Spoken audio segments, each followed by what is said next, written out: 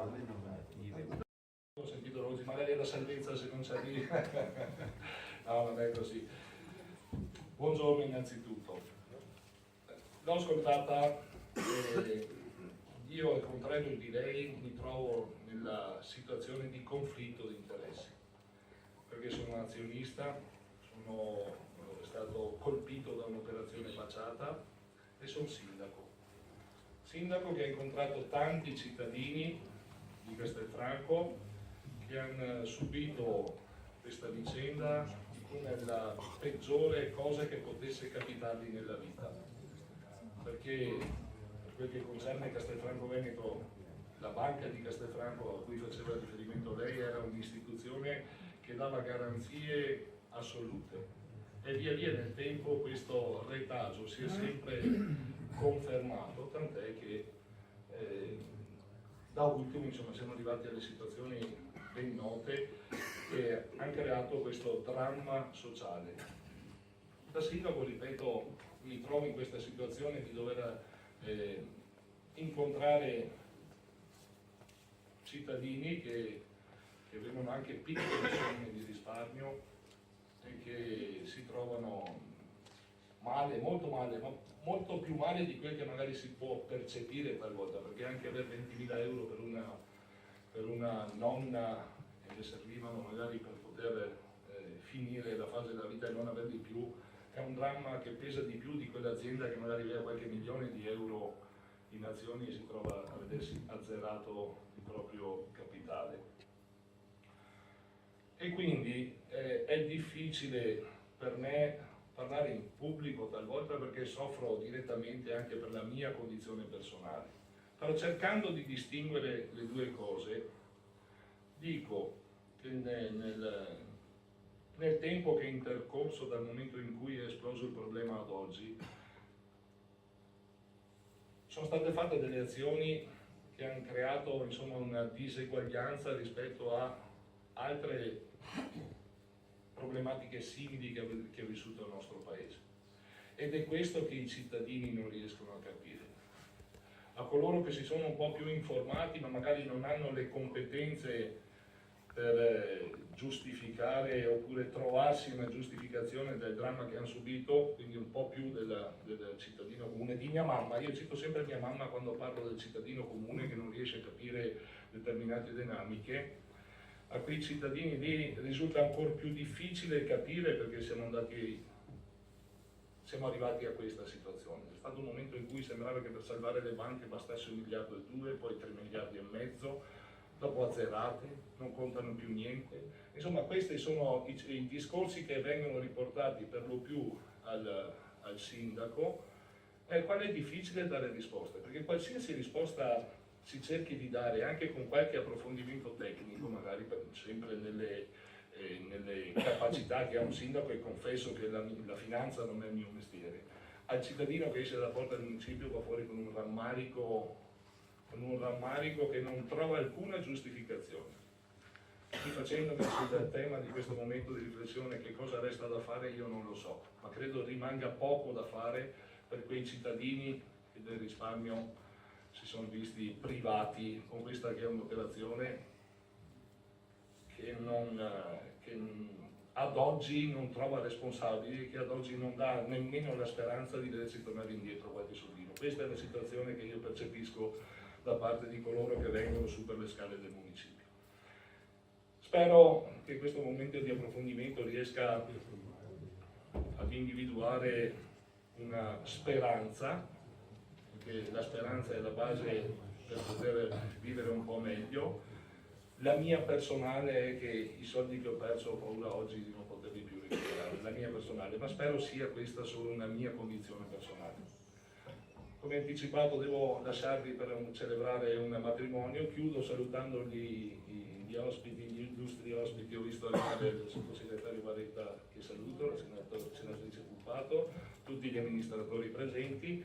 Ringrazio della comunque tener alta la guardia, vedo Don Torta sempre con il sorriso in bocca, perché bisogna vedere il bicchiere mezzo pieno anche quando il buio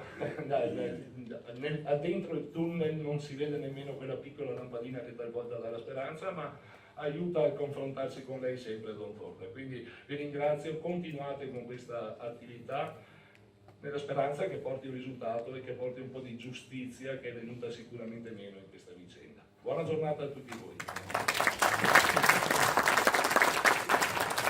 Buongiorno, allora cominciamo il nostro dibattito e siamo qui con, vi presento dalla mia destra, con l'onorevole Filippo Cosin della Lega, il sottosegretario Pierpaolo Baretta, l'avvocato Pietro Guidotto dell'associazione e l'onorevole Federico D'Inca del Movimento 5 Stelle.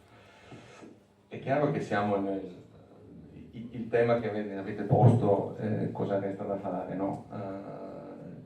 Il decreto ha risolto a giugno una serie di problemi e lasciate aperti altri, e si tratta di un minimo di lucidità a provare ad affrontarlo.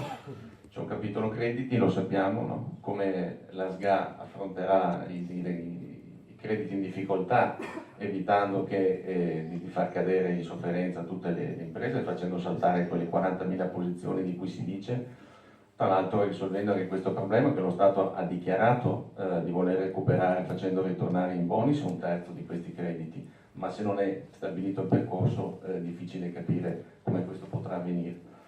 E l'altro fronte riguarda ovviamente i soci, i vecchi soci delle banche.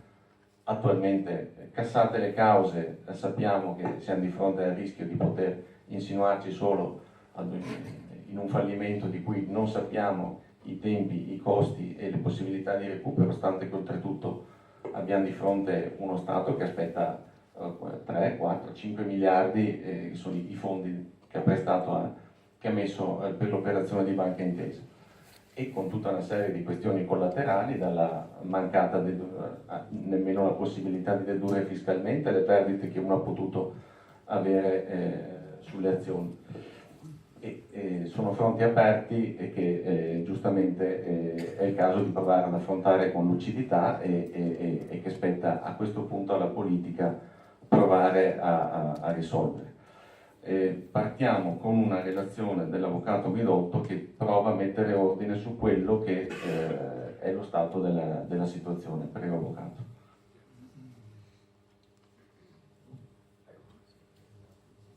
Buongiorno a tutti. Si vede? Perfetto.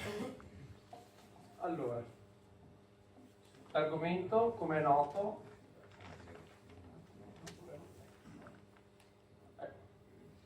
non riesco a vederlo qui, lo guardo così.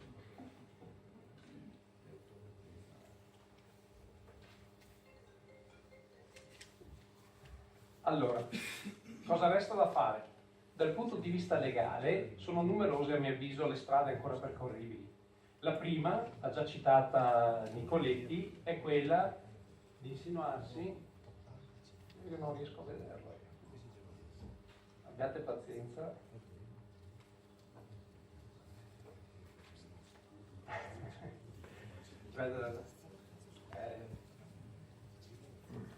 No.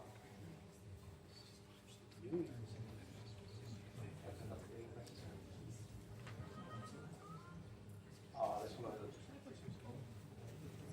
Scusate. Cosa resta da fare dal punto di vista legale? Allora, come dicevo, la prima, la già citata Nicoletti, è quella di presentare domande di ammissione al passivo. Come sappiamo, il noto decreto legge 99/2017, che ormai è definitivo perché è stato convertito in legge, ha messo in liquidazione coatta le due banche e di fatto le ha fatte fallire sostanzialmente. E quindi l'unica procedura percorribile, quindi l'unica strada giudiziaria da fare dal punto di vista civilistico è quella di presentare una domanda di ammissione al stato passivo e far valere il proprio credito. A mio avviso ho ravvisato, diciamo, queste 6 macro categorie dei soggetti, soci, azionisti e obbligazionisti subordinati che possono praticamente presentare allo stato dell'arte la domanda. Si tratta di azionisti puri, diciamo, quelli che hanno investito i propri risparmi in queste azioni, gli azionisti che sono stati obbligati all'acquisto di queste azioni per ottenere dei mutui di finanziamenti, gli azionisti che sono stati finanziati per acquistare le azioni, le cosiddette operazioni baciate, tra cui anche il sindaco è caduto, diciamo, in questa trappola, chiamiamola così, come abbiamo sentito prima, gli azionisti che sono stati finanziati per impedire la vendita delle azioni e gli azionisti che hanno chiesto formalmente per iscritto e senza alcun esito la vendita delle loro azioni, cosiddette vendite a scavalco. E per finire gli obbligazionisti subordinati che non rientrano, diciamo, nella possibilità di adire il fondo interbancario di garanzia perché hanno acquistato le obbligazioni in canali non diretti, cioè tramite altri intermediari, quindi non hanno acquistato le obbligazioni direttamente dalla Popolare di Vicenza, da Veneto Banca. Quindi dal punto di vista della domanda di emissione al passivo, queste sono le categorie che io ho ravvisato. C'è molta confusione sui termini, qualcuno dice siano già scaduti, qualcuno dice non sono mai decorsi. A mio avviso bisogna considerare un fatto. Allora, il decreto legge che mette in liquidazione le due banche è di giugno, è datato 25 giugno di quest'anno ed è stato pubblicato praticamente il giorno stesso. Quindi i 60 giorni, se uno volesse leggere alla lettera la norma della legge fallimentare, sarebbero già scaduti al 24 agosto. In realtà, se uno va a leggere il testo unico finanziario, i 60 giorni decorrerebbero dalla pubblicazione del decreto del MEF, del Ministero dell'Economia e Finanze, che mette in liquidazione le banche. Questi decreti, che hanno la stessa data di quello del decreto legge, quindi 25 giugno 2017, ad oggi non sono ancora pubblicati. Quindi, a ricordi logica, i 60 giorni non sono ancora decorsi. Per scrupolo invito tutti a insinuarsi il prima possibile, qualora questa sia l'intenzione di ciascuno di noi, per evitare, chi non l'ha già fatto, per evitare che magari alla fine il sistema, diciamo, telematico non riesca a gestire accuratamente tutte le molteplici domande che già sono arrivate da tutti noi. In più ritengo che allo stato dell'arte anche chi ha accettato la transazione, la famosa offerta pubblica transazione, quella del 15% per Veneto Banca, i 9 euro per le azioni di Banca Popolare di Vicenza, abbia comunque possibilità di insinuarsi lo stesso nel passivo, auspicando di ottenere qualcosa in più. Alla peggio il commissario liquidatore dovrebbe dire no, guarda, hai ceduto la transazione, non puoi più far causa in astratta alla banca seppur fallita e quindi la tua richiesta viene rigettata. In più aggiungo che consiglio comunque a chi volesse percorrere questa strada, che francamente ad oggi risulta un po' una strada morta perché non si sa poi alla fine dentro queste scatole vuote cosa rimarrà, anzi cosa è rimasto, sembrerebbe nulla.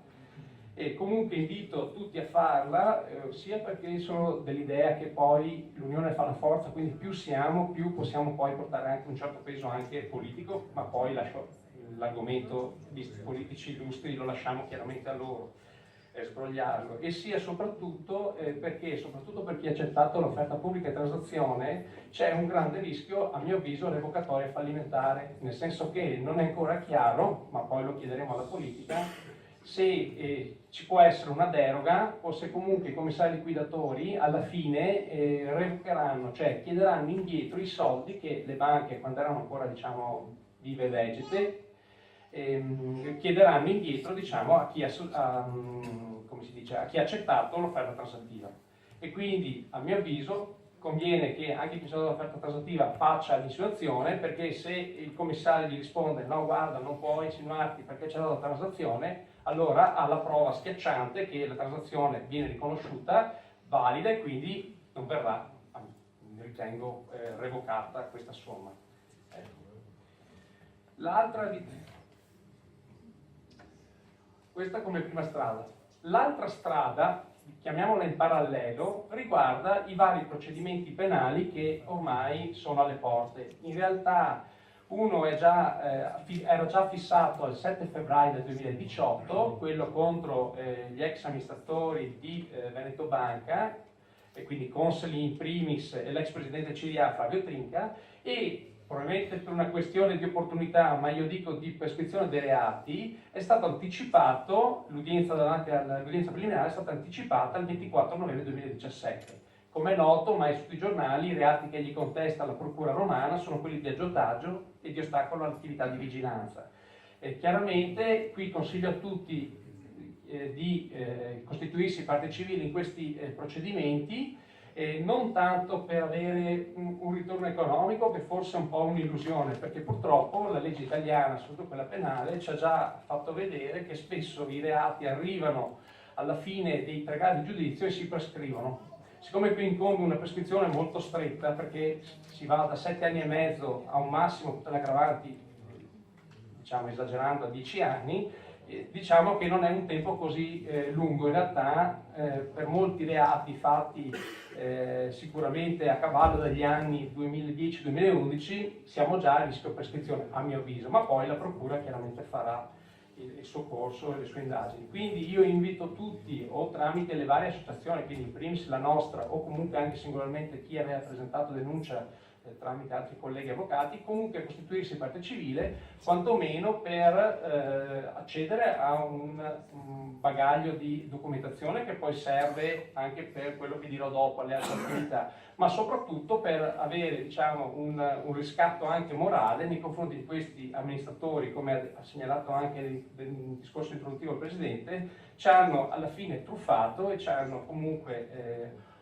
raggirato vendendoci dei prodotti che alla fine si sono rivelati farlocchi.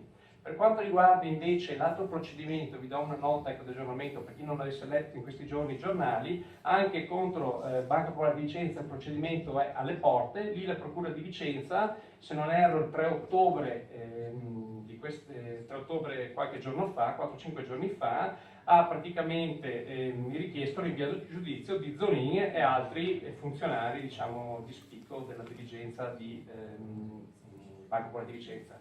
Lì in più c'è una novità, perché sembrerebbe che la Procura abbia voglia anzi di unire un altro filone, che è quello per bancarotta della Popolare di Vicenza, a quello per ostacolo alla vigilanza, aggiotaggio anche nei confronti di Zonin e compagni, e quindi lì ci sarebbe anche la responsabilità dell'istituto, seppur fallito, bancario per la bancarotta, e quindi anche lì un altro canale ulteriore di attività.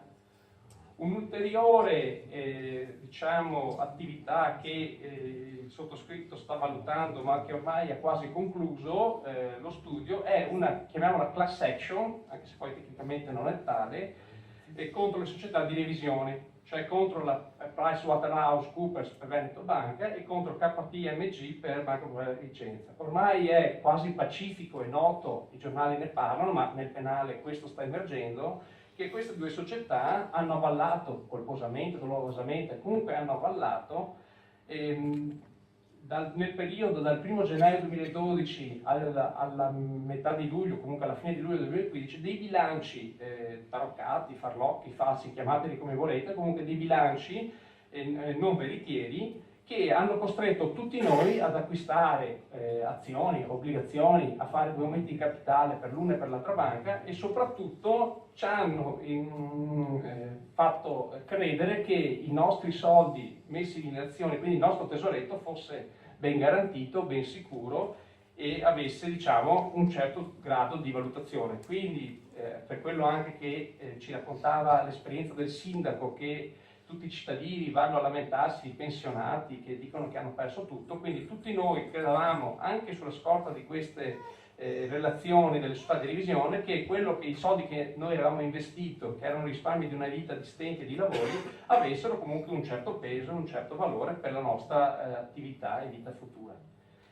Un'altra attività, scusate, una cosa dimenticavo, l'azione contro questa televisione, dimenticavo, è un'azione che a mio avviso potrebbe portare un significativo ristoro del danno subito, se le società ancora, quando ci arriviamo, sono ancora vive e vegete, perché queste due compagnie, queste due società di revisione hanno delle significative coperture assicurative di parecchi milioni di euro. Considerate che solo nel 2016 la Pricewaterhouse ha fatturato qui in Italia 556 milioni, mentre l'altra, la KPMG, 507 milioni di euro. Quindi francamente un 100 milioni di euro sicuramente per anno di bilancio, perché poi si va a contestare le certificazioni di ogni bilancio che loro hanno diciamo avallato colposamente. Comunque se avessero anche dei massimali di 50 milioni di euro ciascuna per anno di avallo di bilanci, francamente si tratterebbe di sborsare per compagnia assicurativa, con questi numeri che vi ho appena dato, una cifra che si aggira tra i 300 milioni e i 500 milioni di euro, che francamente per due società di revisione che fatturano complessivamente 1 milione di euro solo nel 2016 sono pochi spiccioli. Comunque questo poi si vedrà prossimamente. Un altro canale di cui sto verificando e studiando, poi qualche altro mio collega anche sta valutando questa strada, è contestare l'illegittimità costituzionale del decreto legge 99-2017 che ha posto in liquidazione le due banche. In particolare mi soffermo all'articolo 3 del comma 1 del lettera B del decreto che riguarda le cessioni. Ve lo leggo solo per lamentarvi di che cosa sto parlando. L'articolo 3 del decreto legge, che poi oggi è stato convertito in legge, a un certo momento dice che i commissari liquidatori provvedono a cedere a un soggetto individuato, cioè parole spicce ad intesa, l'azienda e i suoi singoli rami, nonché le attività e passività individuate. Restano in ogni caso esclusi dalla cessione, ecco qui la lettera B di cui parlavo, i debiti delle banche nei confronti dei propri azionisti e obbligazionisti subordinati derivanti dall'operazione di commercializzazione di azioni e obbligazioni subordinate alle banche. Sostanzialmente ritengo insomma poi sarà sottoposto al vaglio della Corte Costituzionale la questione, ritengo che il decreto legge, seppur trasferisce un ramo d'azienda, diciamo la parte buona a Banca Intesa, lasciando la parte cattiva dentro le scatole delle due società in liquidazione coatta, ritengo che questo violi quantomeno la par condicio creditorum, quantomeno, ma soprattutto violi una serie di norme della nostra Costituzione che non sto qua ad elencarvi, ma che ne cito solo una, solamente l'articolo 47, che tutela il risparmio. Quindi a livello costituzionale la nostra Carta Costituzionale garantisce sotto ogni forma e tutela il risparmio, e qui di risparmio stiamo parlando. Poi ci sono altre violazioni chiaramente della Carta Costituzionale, ma non voglio essere troppo tecnico, voglio solo farvi capire dove a mio avviso si può andare con questa azione. Le conseguenze dell'illegittimità costituzionale di questa norma farebbero sì che Intesa sarebbe costretta a pagare in solido, diciamo, quindi a risarcire in solido tutti noi, diciamo, truffati. Chiaramente non appena per ognuno provate le varie responsabilità, quindi per le vendite a scavalco, per le operazioni baciate, eccetera, eccetera. Però avremo un soggetto sicuramente molto più solvibile, cioè Intesa, da aggredire per questa questione.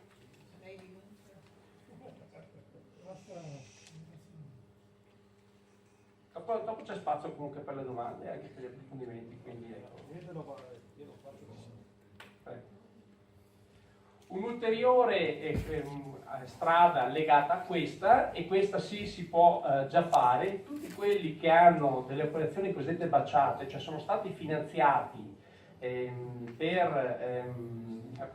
banche per acquistare le azioni delle due banche, hanno la possibilità di praticamente opporsi all'istituzione del finanziamento nei confronti di Intesa. Sostanzialmente col passaggio alla cessione di crediti in bonus ad Intesa, oggi chi aveva acquistato tramite il finanziamento le azioni delle banche, Veneto Banca e Vicentina, è costretto, ahimè, a restituire il finanziamento, quindi le rate del mutuo del finanziamento per l'acquisto, ad Intesa, che è il nuovo soggetto cessionario di questi contratti di finanziamento.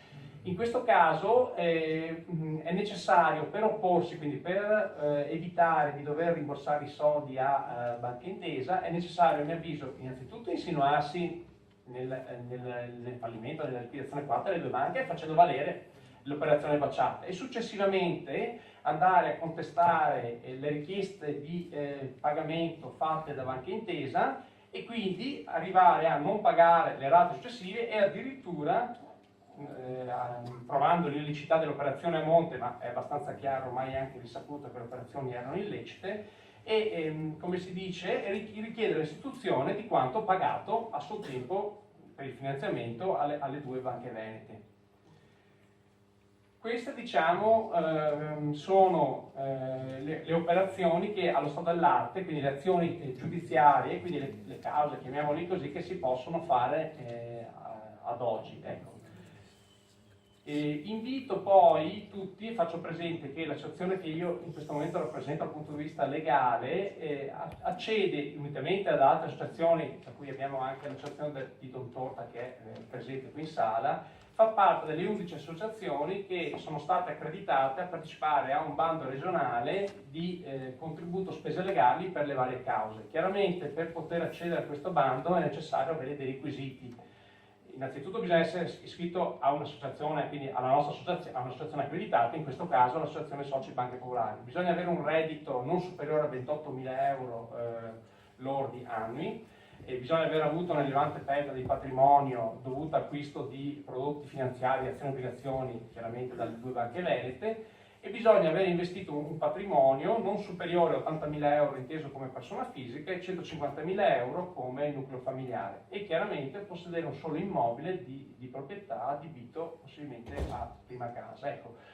In questo caso chi ha questi requisiti può, diciamo, tramite l'associazione accreditata, avere un sussidio comunque economico da parte della Regione Veneto. Ad oggi non si sa ancora, perché verrà stilata poi una lista, quindi in base ai soggetti che avranno questi requisiti verranno chiaramente erogati una quota parte di questo fondo, di questi contributi, e quindi invito tutti chiaramente a contattare l'associazione per capire se c'è possibilità di avere questo sussidio, che verrà utilizzato chiaramente per chi volesse fare l'attività di insinuazione, le legittimità, le class action e tutto quello di cui ho parlato prima, e quindi avere quantomeno un aiuto economico in questo, diciamo, periodo di crisi, dove un soggetto ormai si vede perso tutto e per tutelare un minimo dei propri diritti è costretto a sborsare ancora dei quattrini. Vi ringrazio per l'attenzione.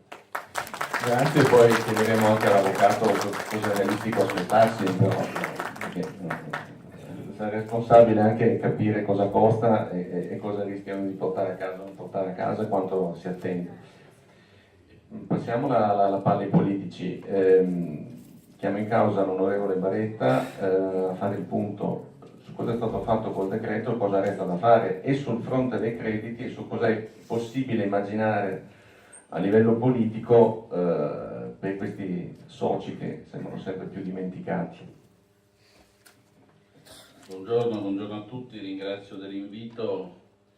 Mi atterrò scrupolosamente al titolo, perché mi pare che sul passato abbiamo fatto sufficienti discussioni e anche analisi, e quindi a me pare che la domanda che viene fatta dagli organizzatori è precisa e riguarda quello che resta da fare. Individuo 4 percorsi, 4 strade, 4 problemi, chiamateli come volete, per ciò che resta da fare per le popolari venete e per il contesto nuovo nel quale ci troviamo. Il primo percorso è il completamento degli adempimenti. Il 16-15 di novembre scade il termine della due diligence con Intesa, e quindi la conclusione della due diligence consentirà di avere chiaro il quadro finanziario complessivo, soprattutto rispetto ai crediti, non tanto agli affidamenti sui quali c'è un percorso già avanzato, quanto allo stato della valutazione precisa del bonus, del quadro complessivo dei crediti. Sulla base di quei dati noi avremo completato una conoscenza esatta della situazione e opereremo uno degli adempimenti che il decreto ci dà da fare, cioè il passaggio degli NPL a SGA, assumendo quindi SGA direttamente la responsabilità degli NPL e attraverso le formule di decreto ministeriale applicativo del decreto. Come ho più volte ribadito, non è necessario che SGA abbia la licenza bancaria, è necessario che abbia la responsabilità. Sposto, perché così mi senti, visto che mi hai consegnato cortesemente un volantino in cui dici che dico il falso, quindi vediamo almeno di chiarire questa cosa, se è possibile una volta per tutte. La SGA non chiede la licenza bancaria, ci vuole troppo tempo per averla, e quindi rischieremo di essere scarsamente operativi. La SGA mantiene il controllo della situazione e si avvallerà di partner che hanno la licenza bancaria per gestire questa situazione. La mia opinione, l'opinione del governo è che la SGA non può avere un unico a cui affidarsi, deve averne almeno 2 o 3 che rappresentino varie istanze anche del territorio. Per dirla fuori di metafora, noi non siamo dell'opinione che l'unico che si candidi a gestire per conto di SGA la gestione operativa sia intesa, perché se no chiuderemo un cerchio. Siccome questo l'ho letto anch'io nei giornali, è un dibattito che c'è, invece io penso che la SGA debba affidare a un pool ristretto, non molti, non è che ne servono molti, di operatori bancari che gestiscano sotto la responsabilità di SGA. Perché deve rimanere la responsabilità di SGA? Perché noi abbiamo detto nel decreto e nelle comunicazioni successive che il nostro obiettivo è quello di recuperare al massimo il valore che abbiamo indicato nel decreto, e cioè arrivare al 90% in un arco di tempo temporale non brevissimo, proprio per evitare che ci sia un approccio speculativo. È chiaro che quindi il controllo pubblico ha questo obiettivo, quello di non buttarsi nel mercato a seconda di quello che il mercato chiede e quindi gestire gli NPL, che sono situazioni delicate, in chiave così, insomma, sulla base delle istanze più del mercato che della convenienza dei soggetti. Quindi passaggio due diligence, passaggio a SGA degli NPL, organizzazione della SGA con presenza nel territorio e con coordinamento e responsabilità della gestione degli NPL, con questo obiettivo di una gestione di medio periodo, proprio perché sottrarre al rischio speculativo e accentuare la volontà e la possibilità che il recupero sia il massimo possibile. Questo anche per un'altra ragione che anticipo ma che poi ricorderò, ma posso anche dirla adesso, perché in altre occasioni in cui ci siamo visti io ho detto che una delle, non la sola, una delle strade disponibili alla fine del percorso per il ristoro è che vada in porto l'intera operazione. L'intera operazione, perché alla fine dovrebbe esserci un saldo positivo di 1 miliardo. L'intera operazione va in porto se c'è una gestione oculata, se non c'è una gestione, cioè affidata alle speculazioni immediate di mercato. Quindi il primo pacchetto è il completamento degli adempimenti, due diligence, passaggio a SGA e organizzazione della SGA in maniera tale. Questo primo pacchetto è importante perché ovviamente dietro, a fianco e collegato a questo pacchetto c'è la questione che veniva citata poco fa della massa di crediti che possono e debbono tornare in bonis e quindi essere capaci di distinguere nettamente tra quelli davvero problematici, sui quali ci sarà bisogno di fare valutazioni, e quelli invece, e la tendenza su cui noi spingeremo è quella del più possibile ovviamente, del ritorno in bonis. Provate a pensare cosa significa questo per aziende artigiane, piccolissime aziende, situazioni, poter avere una possibilità di rientro in bonis. Anche per questo io ritengo che la gestione degli NPL affidata dalla responsabilità di SGA non possa essere esclusivamente affidata allo stesso soggetto che oggi ha di fatto si è preso le 2 banche, perché diciamo pur accettando la buona fede totale formalmente l'interesse d'intesa non è necessariamente quello di far tornare tutti in bonis, lo può essere dal suo punto di vista, L'interesse che abbiamo noi è che il più possibile ritorni in bonis e quindi abbiamo bisogno di un approccio, diciamo, pluralistico, 2 o 3 operatori che siano in grado di garantirci questo percorso. Secondo filone, gestire la liquidazione, perché i liquidatori hanno davanti a sé almeno 3 capitoli. Il primo è, ma ne ho già parlato adesso, è la gestione degli NPL nel passaggio.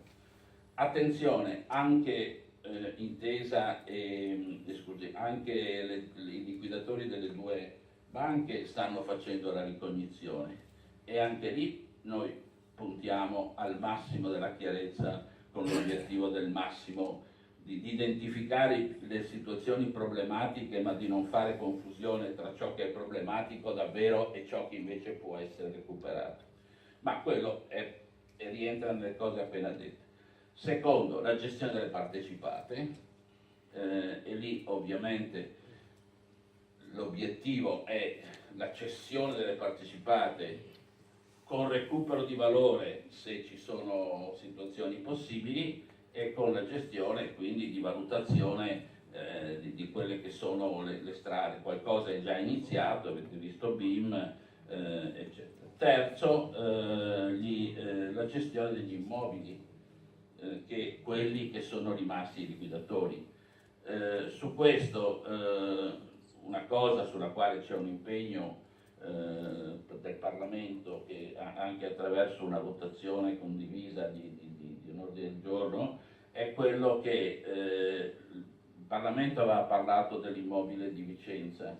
Io aggiungo anche, perché poi il sindaco e l'amministrazione di Montebelluna hanno fatto presente anche la sede storica della banca, cioè le 2 sedi storiche, Palazzo Thiene a Vicenza e la sede storica di Montebelluna, quella in centro a Montebelluna, devono essere in qualche modo, anche per ragioni diciamo simboliche, non messe in liquidazione, ma devono assumere un loro. Tra l'altro Palazzo Thiene c'è anche dei vincoli perché è un palazzo vincolato, c'ha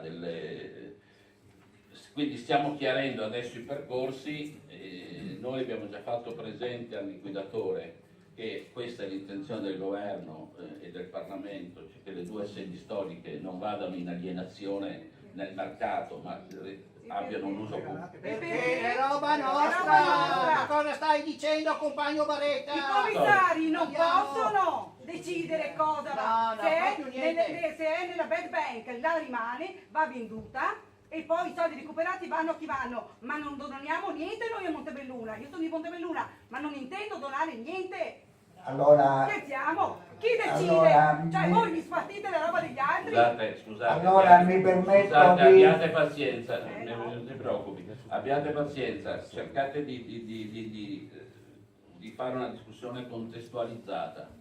L'amministrazione di Montebelluna, il sindaco di Montebelluna, come il sindaco di Vicenza, a nome della loro città, Non a nome mio. a nome suo A me no, non l'hanno chiesto. a nome suo no, Vorrei e sapere a quanti scusi, cittadini hanno mi detto scusi e no. non interrompiamo, No. a nome suo no, e lo deciderà lei la prossima volta che si vota. Procediamo Visto con che sono ordine. 2 amministrazioni tra l'altro di colore diverso e quindi non c'è Il neanche... valore di quell'immobile è quello che ho perso io! Senta, procediamo con ordine e disciplina. Ha chiesto ai Gli cittadini. inviti sono stati fatti per ascoltare e per parlare. Ma neanche per raccontare storie però. Nel Perché momento, non possono dire di aver chiesto ai nel cittadini momento di dovuto bisogna procedere con disciplina.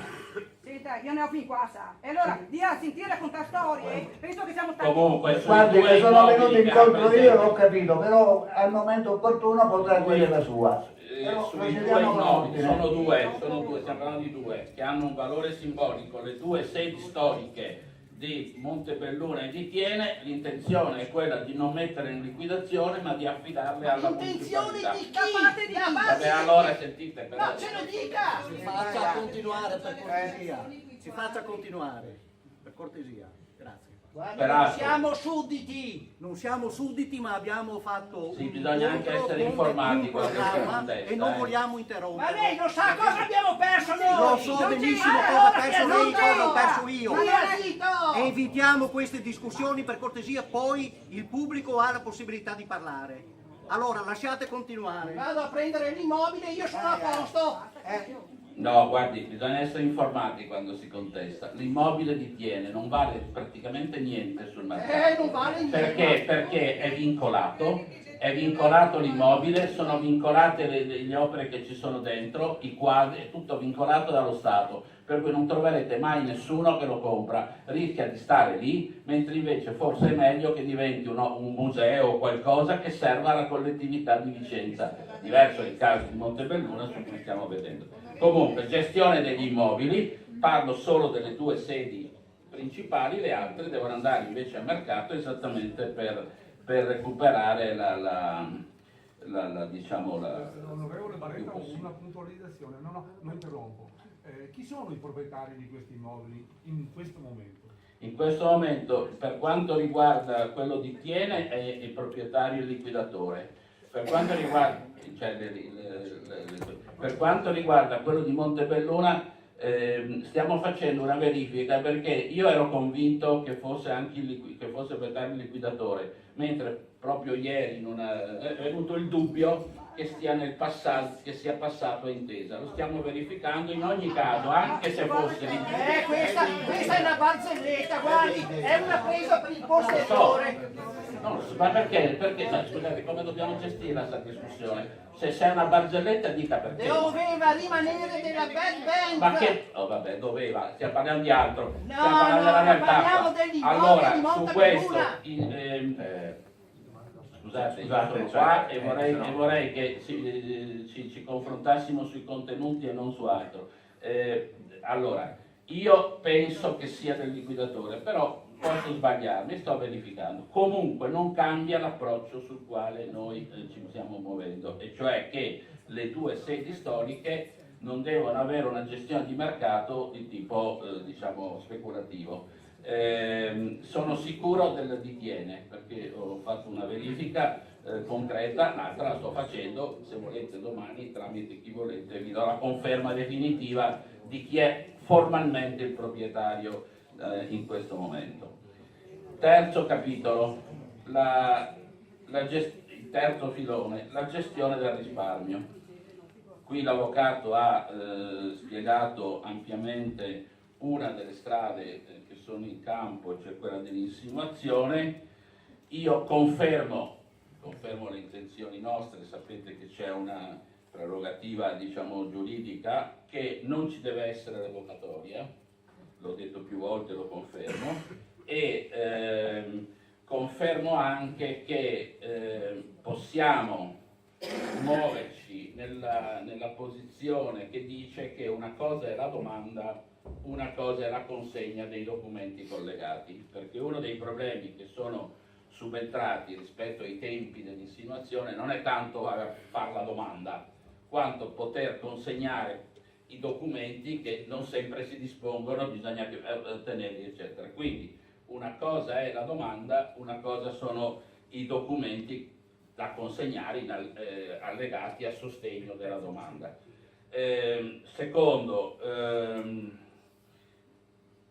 l'ho detto prima, lo ripeto, il saldo a fine percorso, che col recupero dell'insieme, e terzo il ristoro.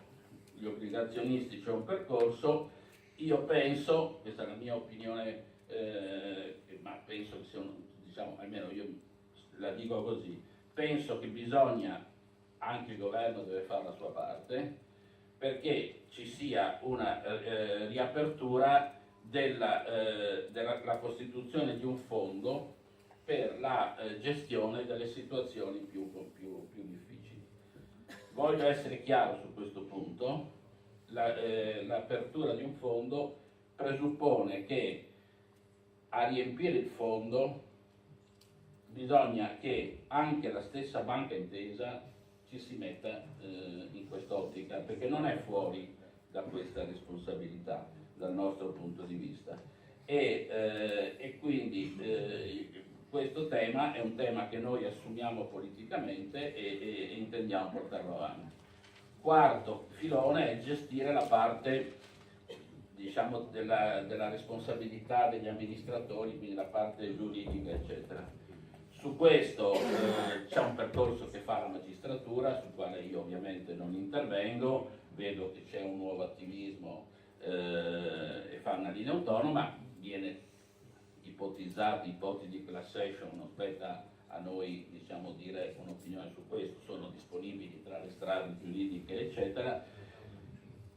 Dico che questo potrebbe essere un percorso interessante ai fini della definizione del concetto di mis-selling, perché uno dei problemi che noi abbiamo e che abbiamo discusso anche con alcuni di voi è di ragionare su un'ipotesi del concetto di reato bancario, ma la istituzione del reato bancario è collegata all'identificazione del danno, non quantitativa, si parla del principio giuridico, no? Per cui probabilmente una strada, tipo, adesso non sto avallandola come governo, sia chiaro, ma ragione una strada tipo quella di class action, eccetera, potrebbe aiutare l'identificazione del concetto di mis-selling e di reato bancario, che può consentirci di andare verso una strada che è anche quella di costruire delle forme di ristoro, però questa non c'entra con la parte che ho detto prima, che è invece il fondo per le situazioni di difficoltà. C'è il tema della commissione d'inchiesta che avete visto che finalmente è partita ed è avviata. È già morta. Paolo è già morta. Sì, ma sono tanti mesi che si dice che non si faceva niente e la verità è che le cose si stanno facendo. In queste condizioni. Sì, ma guardi, qui non facciamo, se volete che facciamo politica, guardi, siamo rappresentati bene qui in questo tavolo. Se invece vogliamo discutere di contenuti, evitiamo tutte queste volte sta manfrina, discutiamo di contenuti davvero. Allora, sono tanti mesi che si dice che la politica tutta, a seconda dei punti di vista, non faceva niente. Piano piano le cose vanno avanti. L'altro giorno al Senato è stata approvata una mozione, il governo l'ha condivisa, ha votata da tutti i gruppi per l'inasprimento delle pene, perché c'è questo problema, nel caso in cui vengano riconosciute azioni di responsabilità e venga riconosciuto il danno per quanto riguarda il... Siamo seri, ci aiuta poco. Questo è per il futuro, noi stiamo parlando di quello che possiamo fare per i risparmiatori. La norma penale ovviamente non è retroattiva. Per cui possiamo, allora se non facciamo politica, non diciamole queste cose, non servono a nulla. No, fanno parte di un no, scusate. Ma non è retroattiva la norma. Posso? Un momento, c'è la commissione d'inchiesta. C'è la commissione Se non d'inchiesta. facciamo politica, Signori, vogliamo parlare tutti. tutti. C'è la commissione d'inchiesta. Comunque a me è stato chiesto di dire che cosa resta da fare e io ho fatto l'elenco delle questioni sui 4 piani. Quello della gestione degli adempimenti, quello della gestione della liquidazione, quello della gestione del risparmio e quello della gestione delle azioni giudiziarie. Questi sono la scaletta delle cose sulle quali dobbiamo e possiamo andare avanti. Grazie. Passo all'onorevole Pusin, sempre su quello che si può fare in più rispetto a cioè che la politica si mette d'impegno non per fare confusione ma per provare a fare. Allora, quello che ha detto prima l'avvocato Guidotto sulle azioni civili e penali che si possono ancora intraprendere, che devono essere intraprese, diciamo che è stato detto. E nella sostanza c'è, perché ci sono stati dei reati con rilevanza penale, come è stato appunto detto prima, l'aggiotaggio, l'ostacolo alla vigilanza, false comunicazioni sociali, per ultimo la truffa e la bancarotta.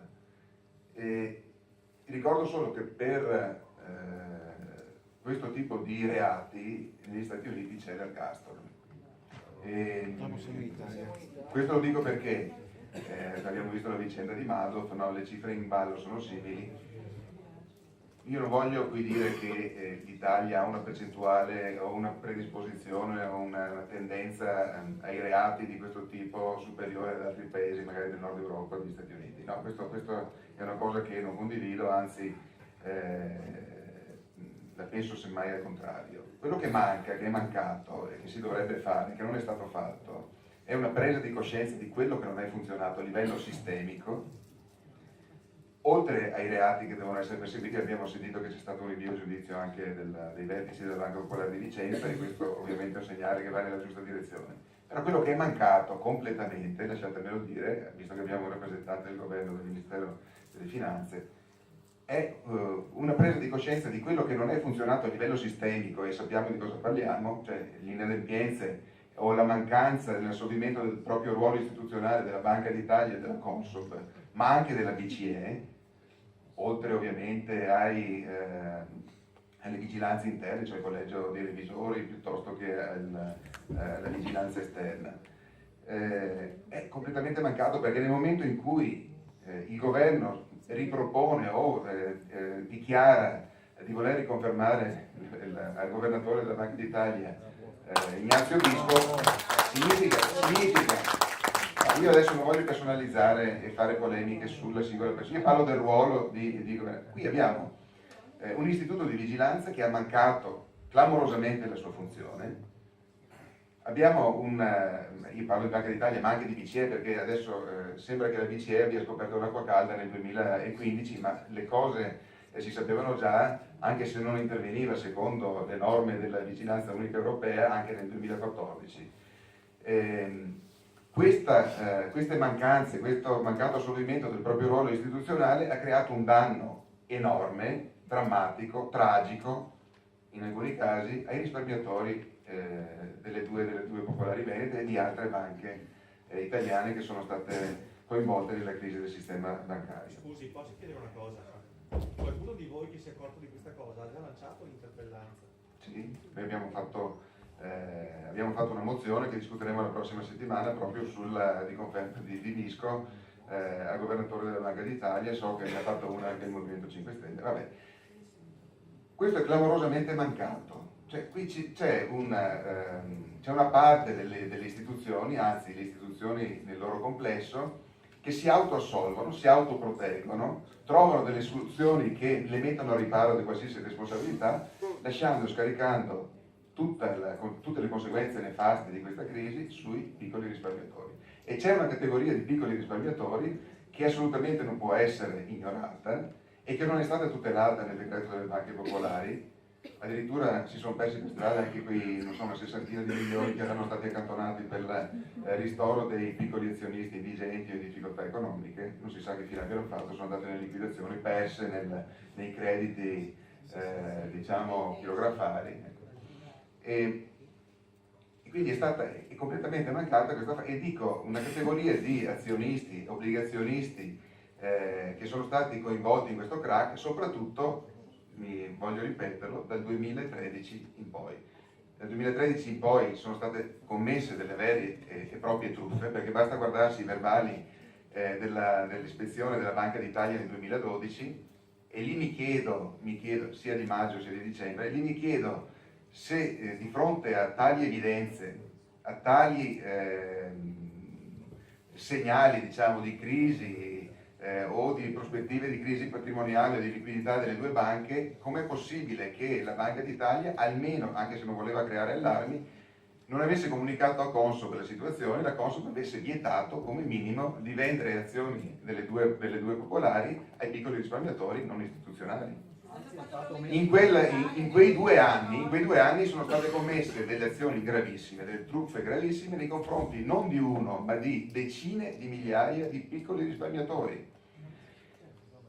2 anni dopo, in vista della poi fallita quotazione in borsa, la Consob ha predisposto un prospetto informativo di oltre 900 pagine. Perché questo prospetto informativo non è stato consegnato nel 2013 e nel 2014 chi voleva comprare e sottoscrivere le azioni della Popolare di Vicenza e di Veneto? Allora, ci sono state delle io mi dispiace di prenderla alla larga qui. Baretta e l'avvocato sono andati più sullo specifico, ma qui da politico dico che è mancata un'analisi delle problematiche, una presa di coscienza, un esame di coscienza, visto che qua c'è Don Torta che mi fa ricordare quando ho fatto la confessione, no? Una presa di coscienza di quello che non ha funzionato, e non ha funzionato delle cose gravi, continuano a non funzionare delle cose gravi, perché vi dico, ho letto, giustamente condivido le preoccupazioni di Sforza Fogliani dell'Asso Popolari, che è allarmato dalle nuove norme messe in campo dalla Vigilanza Unica Europea, che obbligano le banche, già in uno stato di crisi, già in uno stato di diciamo pericolo, le obbligano a dei vincoli, praticamente alzano, come hanno già fatto in passato, l'asticella dei vincoli patrimoniali e di liquidità delle banche, mettendo in crisi ulteriormente una parte magari di banche che in questo contesto l'aveva passata liscia. C'è da parte dell'ABI, che in un primo momento ha, con una certa superficialità e una certa fretta, avallato le norme sul bail-in. Adesso l'ABI si è ricreduta e chiede di rivedere le norme sul bail-in. Ci sono degli allarmi che continuano e sono persistenti e che mi fanno capire e che mi danno l'impressione che il sistema non è affatto in sicurezza, che quello che si è sbagliato in passato non è stato capito, non è stato fatto tesoro degli errori che si sono compiuti, non si sono prese le necessarie contromisure, e nel momento in cui mi si riconferma al governatore della Banca d'Italia chi non è solo responsabile, ovviamente, perché il suo predecessore Fazio e Draghi hanno avuto una larga parte di responsabilità nella creazione di questo dissesto, perché non dimentichiamoci che le linee strategiche, ad esempio, che conosco abbastanza direttamente, di crescita, di accorpamento, di fusione della Banca Popolare di Vicenza, erano frutto in piccola parte della dirigenza della Banca Popolare di Vicenza, in gran parte erano teleguidate dalla Banca d'Italia. E quindi il percorso che ha portato a questo dissesto, a questo disastro, alla connivenza di vari poteri che non riguardano solo la Banca d'Italia, la dirigenza, ma anche, come sapete, le associazioni di categoria che in qualche modo tenevano bardone, no, a queste due banche, la politica, non mi esimo da fare autocritica, la stampa, insomma i poteri erano tutti coinvolti in questa nebbia che si voleva stendere sopra i bilanci, le reali condizioni delle due popolari, e questi difetti, questi vulnus del sistema, che hanno coinvolto appunto varie categorie, varie istituzioni, non sono stati sufficientemente analizzati e non sono state prese le necessarie contromisure. Questo ovviamente fa sì che non siamo al sicuro per il futuro da ripetersi di situazioni. Adesso come la mettiamo però? Perché è stabilito questo.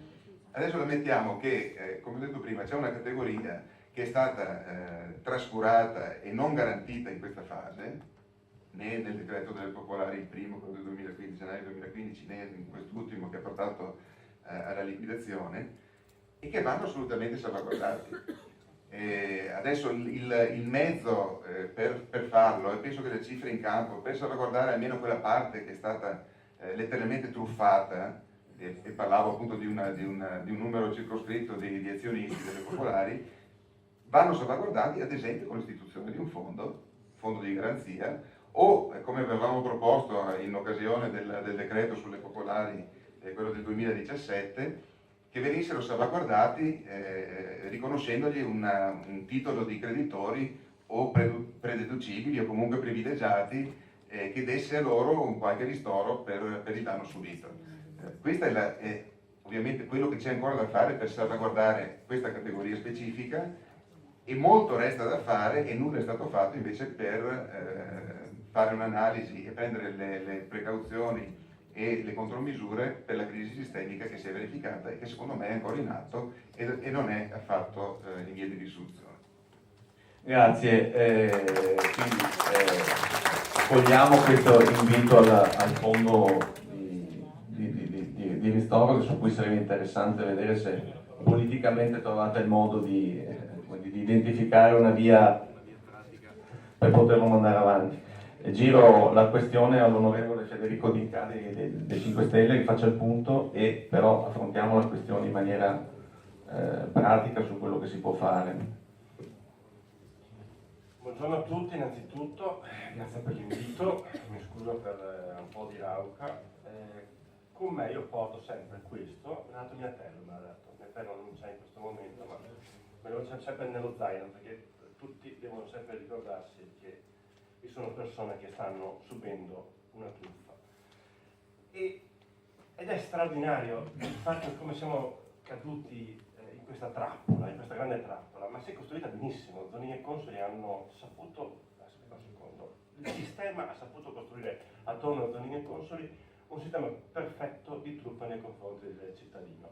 Qualcuno dovrà definire chi è la truffa, ma ci arriviamo dopo. E si arriva a definire questo nelle persone che erano collegate poi alle banche, no? Adesso io la farò breve inizialmente per poi arrivare a delle conclusioni. Se noi pensiamo che erano magistrati come Fogliadelli, no? Che erano il CDA di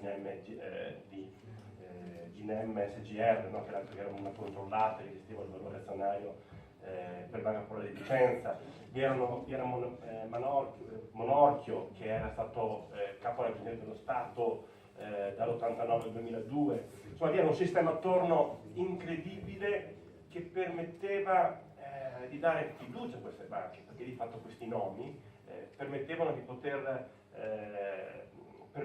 alle persone, quindi a tutti voi, di credere che queste banche avevano una certa solidità.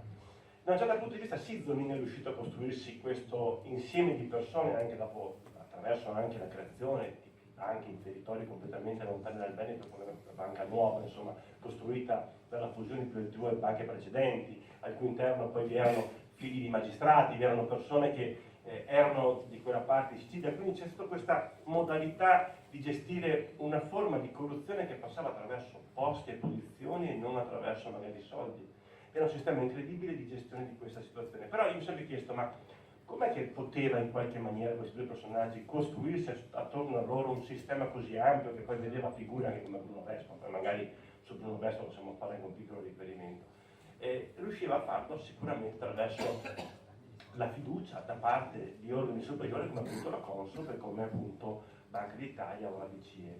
Infatti se fino al 2014 sono riusciti a vendere le azioni e abbiamo avuto 40.000 nuovi azionisti in Banca Popolare di Vicenza tra il 2013 e il 2014, dove la banca ormai è in piena crisi, ma con l'avallo di Consob, di Banca d'Italia, della BCE, dobbiamo credere assolutamente che questi organi interni del nostro paese avessero avvallato e dato fiducia a queste due banche. Quindi di fatto è stato un sistema costruito nel quale alla fine a pagare sono soltanto i piccoli risparmiatori o soprattutto le nostre aziende sul territorio, i cui danni sono ancora nascosti e che verranno a galla nei prossimi anni. Questo per dare una situazione, poi potremmo allargare il Veneto a tutto il resto, insomma, al Mose, Galan, un sistema corruttivo, a un qualche maniera forse anche i cittadini vedono un torto con cui spesso mi sono trovato nei cortei. C'è un sistema probabilmente anche di lontananza del cittadino, una forma di delega, come per quanto riguarda le banche popolari sono gestite, ogni persona ha un voto, no? È un po' come il voto all'interno della Repubblica, però si è dimostrato nel corso del tempo l'incapacità delle persone di non lasciare che venisse delegato questo voto all'interno delle popolari e di fatto è un po' come il voto delegato all'interno del nostro paese. Quindi questo fa anche riflettere sull'importanza che ogni cittadino ha nella gestione del proprio voto, che sia all'interno di una popolare o all'interno di un paese. Questo per arrivare a delle considerazioni, non starò a dire tutte quante le mozioni, le interpellanze, le interrogazioni che abbiamo proposto come Movimento 5 Stelle, le lettere che noi abbiamo fatto, la nostra credo opposizione feroce sull'ultimo decreto sulle banche venete. Abbiamo sicuramente lavorato per cercare di ripristinare anche una certa fiducia nei confronti della politica, se nei confronti del sistema bancario ormai questa fiducia è sparita, nei confronti della politica dove si fanno le regole del gioco, questa deve essere ridata. Il nostro essere all'interno del mondo politico del Parlamento è la funzione di essere cittadini all'interno delle istituzioni. Se noi l'ultima battaglia fatta è quella sulla nomina, intanto sulla commissione d'inchiesta per poterla avere. Noi abbiamo fatto, io mi ricordo a Montebelluna che eravamo sotto la pioggia, non so che forse il 2015, forse era Walter, penso. Io avevo in mano la proposta di legge per la commissione d'inchiesta e dicevo bisogna fare questa commissione d'inchiesta perché è l'unico organo che poi in qualche maniera giungere Ma di ad cosa una si verità. lamenta? Non è stata fatta la commissione d'inchiesta. Hai ragione, no, immagino che volevo arrivare anche a questo. La commissione d'inchiesta, che in questo momento fa sorridere se non venisse da piangere, seppur Barretta, che probabilmente avrà anche la buona volontà di essere qui in fase di costruzione di soluzioni, lui personalmente, al Senato invece abbiamo visto la costruzione, è stata Camera, la costruzione di una commissione d'inchiesta in gravissimo ritardo, perché la richiesta è stata fatta prima, e con la Presidente una persona come Pier Ferdinando Casini, che io ho soprannominato la volpe nel pollaio, ma che di fatto è l'insabbiatore, sarà l'insabbiatore principe, inutile che sarà la cosa, non sono d'accordo con la anche se sono disposto a rimangiarmi tutto se avremo delle soluzioni e se arriveremo alle conclusioni finali, che è soltanto una. Perché non si è data all'opposizione la Presidenza? Io credo che hai perfettamente ragione, io penso che il nome di Casini sia insomma, sulla bocca di tutti, nome di fatto, ma anche di parentela. In fondo è l'ex genero di Caltagirone, che era vicepresidente di Montepaschi di Siena fino al 2012. E questo è il punto del mio principale. È un punto del mio discorso con Appello, con Armand, con chi insomma in corso di questo tempo abbiamo incontrato nel corso del tempo. C'è la possibilità, e noi abbiamo fatto delle interpellanze per trovare fuori anche dei fondi che possono andare a ristoro. Credo che tutta la parte dei conti dormienti siano utilizzabili per poter gestire un ristoro. Io questo chiedo anche al sottosegretario Barretta di poter intervenire in tale termini. Con un'interpellanza del mio collega Pesco, nel corso del tempo abbiamo trovato anche quanti soldi lo Stato ha recuperato fino ad oggi per questi fondi dormienti. Si parla soltanto delle polizze temporanee di 140, oltre 140 miliardi di euro. Chiaramente questo non vuol dire che siano tutti quanti soldi che poi potrebbero passare allo Stato, ma parliamo del 2010 di 597 milioni, nel 2011 di 168 milioni, nel 2012 di 328 milioni, nel 2013 di 179 milioni, nel 2014 di 5 milioni, nel 2015 204 milioni, nel 2016 142 milioni. È possibile, aspettando 10 anni, perché occorre aspettare 10 anni perché poi se c'è il recupero da parte di chi è parente di questi conti dormienti, recuperare queste somme e poi gestirle all'interno del fondo vittime delle banche. Questo è, secondo noi, una soluzione che vogliamo portare avanti, inserire anche all'interno del nostro programma per le prossime elezioni e credo che possa in qualche maniera dare un ristoro nel corso del tempo. Io credo che si possa lavorare però anche prima, e quindi lo chiedo anche a Barretta, poter intervenire già adesso pensando di normare nella maniera corretta, anche tramite un decreto se serve, e quindi votarlo prima della scadenza, andare a normare questi passaggi. Dal punto di vista poi, noi abbiamo fatto anche dei nostri interventi a livello anche europeo, abbiamo fatto ricorso alla Corte Europea dei diritti dell'uomo, che voi conoscete, ce lo siamo pagati noi, come consiglieri della Regione Veneto, di tasca nostra, che va sommato a tutti i soldi che abbiamo restituito dai nostri stipendi, e credo che questo possa, speriamo che possa andare in porto in qualche maniera, anche se vi sono dei dubbi. Nel corso del tempo abbiamo, per quanto riguarda la parte delle problematiche legate al fattore giustizia, e che voi avete visto nella prima parte della relazione, abbiamo incontrato anche il procuratore capo di Treviso quando chiedeva maggiore personale, abbiamo richiesto io stesso, in questo tempo anche alla Camera, di poter avere maggiore personale all'interno delle nostre procure. Abbiamo fatto un incontro con il ministro Orlando, abbiamo portato le problematiche venete, abbiamo ricevuto da lui insomma, diciamo, le assicurazioni perché venisse portati più magistrati all'interno del territorio veneto, che ne era profondamente sguarnito, tanto come la Lombardia, tanto come l'Emilia Romagna. Sono arrivati tra l'altro 2 nuovi magistrati a Treviso, hanno poca esperienza, ma vedendo anche il passato, meglio con poca esperienza che con l'esperienza che aveva Fogliadelli. In più, secondo me, potremo in questo momento, insomma, chiaramente va riformato la problematica della prescrizione del nostro paese, perché di fatto in qualche maniera anche per quanto riguarda la truffa e falso di bilancio 7 anni e 6 mesi sono assolutamente pochi e quindi può portare a nulla.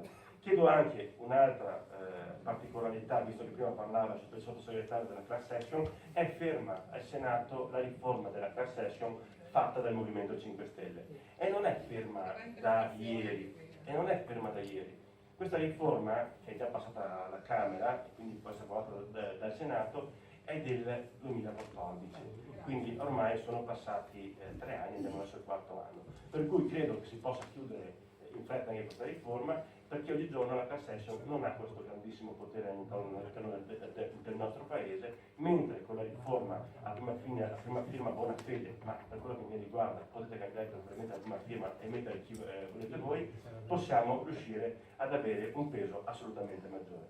Quindi, se devo arrivare ad una conclusione, a mio parere dobbiamo in qualche maniera riuscire a lavorare sui conti dormienti e lavorare sul fondo vittime delle banche, e la commissione d'inchiesta deve dichiarare che i 205.000 azionisti dei due popolari sono vittime delle banche e perché hanno subito una truffa ed un raggiro costruito, come ho detto all'inizio. Alla fine volevo portarle in questa vicenda, perché le proposte sono più interessanti che ripetere il passato, che bene o male sappiamo tutti e finiamo solo per scaldare la gente. Volevo chiedere, prima di passare agli altri interventi, se riusciamo a trovare tra i politici insomma, la formula di trovare una via comune per trovare il ristoro. Cioè, ha fatto delle proposte che devono passare per la commissione d'inchiesta, ma anche l'idea del fondo di restituzione, eccetera. A Busin e poi a Baretta, se queste proposte si riusciranno in qualche modo a farle quagliare, secondo voi? C'è anche l'avvocato, rappresentante del Senato. Ho dichiarato prima che c'è assolutamente da mettere in atto delle soluzioni che ristorino una categoria ben precisa di azionisti che è stata letteralmente truffata. Tutti se possibile, però voglio dire, mi sembra che le evidenze siano tali, ma senza fare nessuna commissione d'inchiesta, solo leggendo la cronaca e informandosi su quelli che sono stati gli avvenimenti che sono accaduti a queste due banche, in generale il sistema bancario italiano in crisi, ci sono le evidenze sufficienti per stabilire che ci sono stati degli azionisti, obbligazionisti anche, li conosciamo tutti personalmente, molti sono ovviamente qui in sala, che sono stati letteralmente truffati e non sono stati adeguatamente garantiti e tutelati dal sistema di tutele che è previsto dal nostro ordinamento.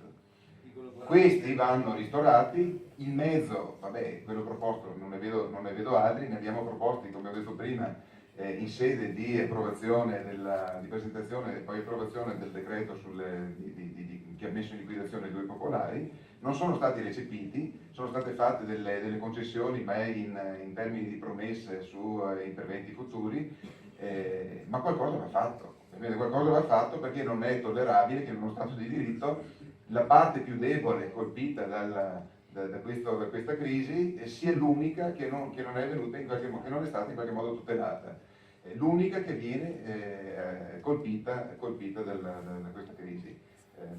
Come minimo ci vorrebbe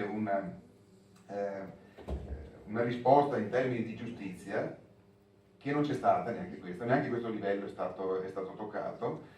E in seconda battuta ovviamente ci vorrebbe un ristoro dal punto di vista patrimoniale, in che misura, in che forma, da stabilire, ma comunque dando la precedenza ai casi più gravi, agli indigenti, alle persone, agli azionisti in difficoltà, a chi evidentemente è stato truffato. Non so, faccio l'esempio dell'obbligazionista che per una vita ha sottoscritto obbligazioni delle banche popolari perché credeva di sottoscrivere dei titoli assolutamente sicuri, magari con un rendimento inferiore o con possibilità di guadagno inferiore alle azioni, ma sicuri e garantiti.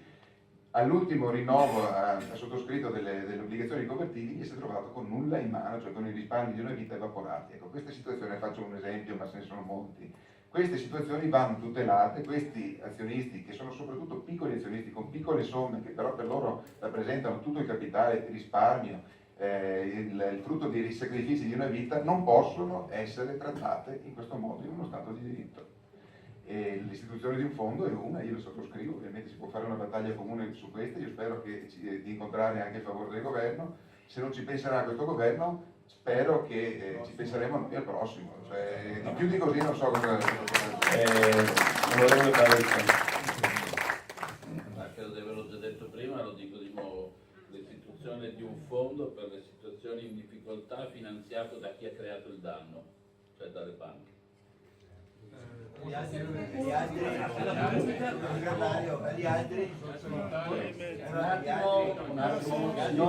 signori, buongiorno, signore, buongiorno, un attimo che vi do un ragguaglio di come andremo avanti, perché magari qualcuno si sta anche annoiando e quindi mi sembra giusto dirvi quello che faremo prossimamente, subito. Allora, ci sono altri relatori ai quali chiedo di essere concisi sull'esposizione, possibilmente stare dentro i 5-10 minuti. Il primo relatore sarà Guadagnini Antonio, che è del Consiglio regionale Veneto, e ci esporrà qualcosa di molto interessante. Poi c'è la parola, scusate, quelli che sto dicendo è perché avevamo fatto una prenotazione. Lasciatemi dire cosa faremo e poi intervenite. Il secondo relatore sarà l'avvocato Armand, al quale chiediamo di anche lui essere un po' conciso e di presentare tante cose interessanti che ben ha scritto anche ultimamente in vari comunicati. Poi c'è un nostro rappresentante dei soci truffati, compreso il sottoscritto, che si chiama Paolo Berro, e anche lui interverrà. E ultima ma non ultima, come dicono gli inglesi, Milena Zazza, che rappresenta le banche umbre. Ecco, questi sono i 4 relatori che si sono accreditati. Dopodiché ci sono altre persone illustri qui dentro, dopodiché passeremo con il microfono a chiunque abbia qualcosa da dire, da chiedere, e speriamo di riuscire a finire entro mezzogiorno e mezzo, l'una, più possibilmente l'una sarà. Ma vi ringrazio dell'interessamento e ringrazio anche quelli che interverranno. Scusi, posso fare una richiesta? Non sarebbe meglio dare una risposta diciamo, a tutto quello che è stato detto finora e dopo passare agli altri relatori, perché altrimenti facciamo un calderone, non ne veniamo più a capo. Allora la risposta io penso che sia giusto che la diamo prima dell'inizio delle vostre domande, chiedendo delle cose, come abbiamo chiesto finora, concrete, perché c'è poco da dire. Qui abbiamo degli illustri onorevoli, ma siamo stanchi di quello che ci promette la politica e di quello che ci ha promesso finora. Questo lo possiamo dire a livello di associazione e condiviso anche dalle altre associazioni. Ricordo anche Don Torta che poi magari alla fine ci dà una benedizione, perché credo che a questo punto avremo bisogno anche di una benedizione. Chiamo Guadagnini Antonio, grazie. Per gli impegni politici abbiamo anche la senatrice, facciamo parlare la senatrice e lei abbiamo votato. Allora, certamente daremo la possibilità a tutti di poter parlare, compresa la senatrice, della quale non sapevo che veniva e quindi non avevamo fatto e messo nei tempi del nostro incontro, però benvenuta, è qui e anche lei avrà la sua possibilità di intervento. C'è anche Fabio Bello, ci sono tante persone che conosciamo e che possono dire la loro, Artoni, Bellucco, ci sono tantissime persone e purtroppo il tempo è poco, ma speriamo che ognuno di voi abbia la possibilità di esprimere quello che pensa. Grazie. Se lasciamo parlare tutti i relatori, dopo non c'è più spazio per le domande. Mezz'ora ho chiesto io, quindi massimo a mezzogiorno si inizia con le domande e risposte. Abbiamo 2 microfoni, girerò per quello che abbiamo detto.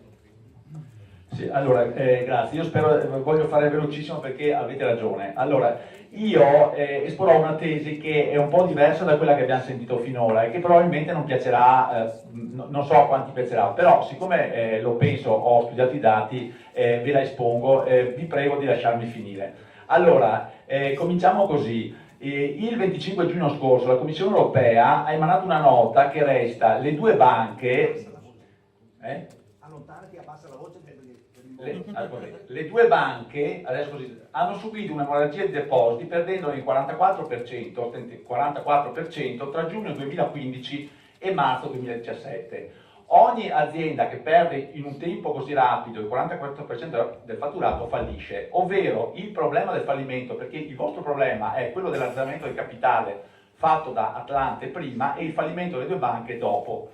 Ogni azienda in questa situazione fallisce, ma il problema è cominciato all'inizio 2015.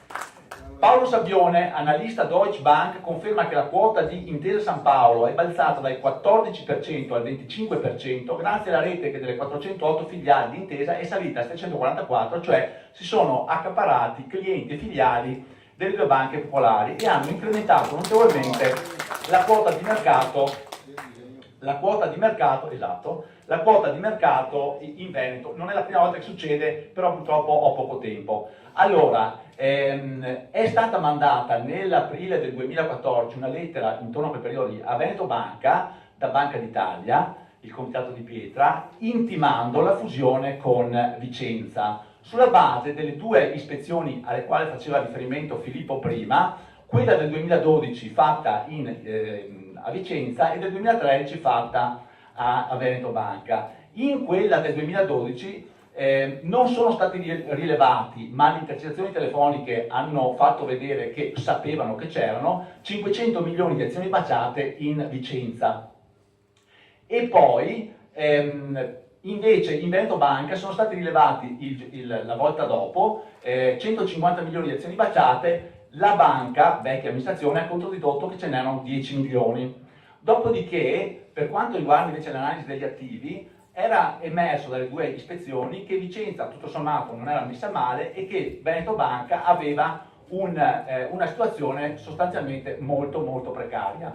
Sulla base di queste due risultanze delle ispezioni è stata intimata la fusione, cioè Veneto Banca si doveva consegnare a Vicenza. Peccato appunto che dopo le baciate che c'erano in Veneto Banca sostanzialmente non c'erano, quelle rilevate, e in Vicenza non sono state rilevate 500 milioni di baciate. E con la QR del BCE che è stata pubblicata alla fine del 2014 abbiamo scoperto che era Vicenza quella messa male, mentre Veneto Banca ha passato il test, ovvero l'ordine di fusione, che è stato il problema per il quale poi le due banche sono fallite, tanto è vero che sono fallite e nessuno è riuscito a fonderle, è stato fondato su presupposti che sono stati sostanzialmente inventati o comunque frutto di errate valutazioni che un organo di vigilanza di quel tipo non può assolutamente commettere. Ovvero, poi è arrivato Atlante. Allora, appena fallito quel tentativo, quella costruzione di fare la fusione, c'è il decreto delle popolari, di conversione delle due popolari, guarda caso rivolto a 8 banche, 6 già quotate e 2 non quotate. Indovinate quali erano le 2 non quotate? Vicenza e Veneto Banca.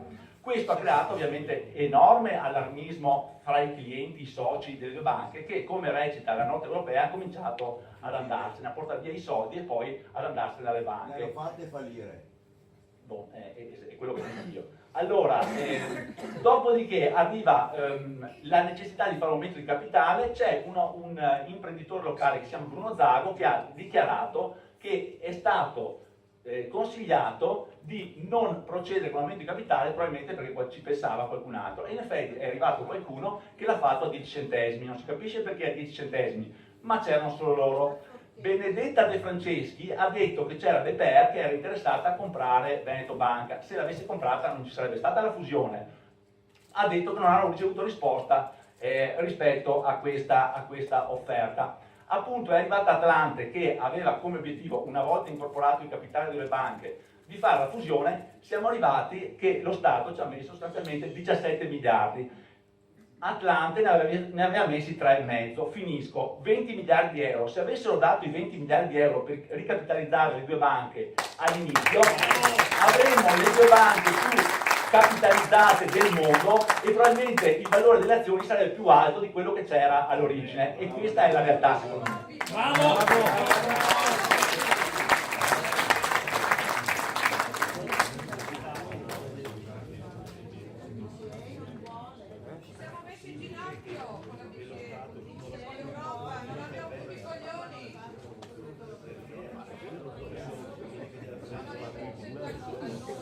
Dai, L'occasione, buongiorno a tutti, grazie per l'invito, grazie al sottosegretario che finalmente si mostra ad un'assemblea dei risparmiatori e siamo riconoscenti. Vengo sollecitato a fare presto. Per fortuna Antonio Guadagnini mi ha portato sulla strada perché io condivido totalmente il suo pensiero. Lo abbiamo scritto tantissime volte, credo che sia una situazione che nessuno può contraddire, perché dalle perizie fatte dai consulenti della Procura, che altri non sono che i funzionari di Banca d'Italia, risulta che nel 2015 le azioni delle nostre banche valevano, per fare una media, da 18 a 23 euro.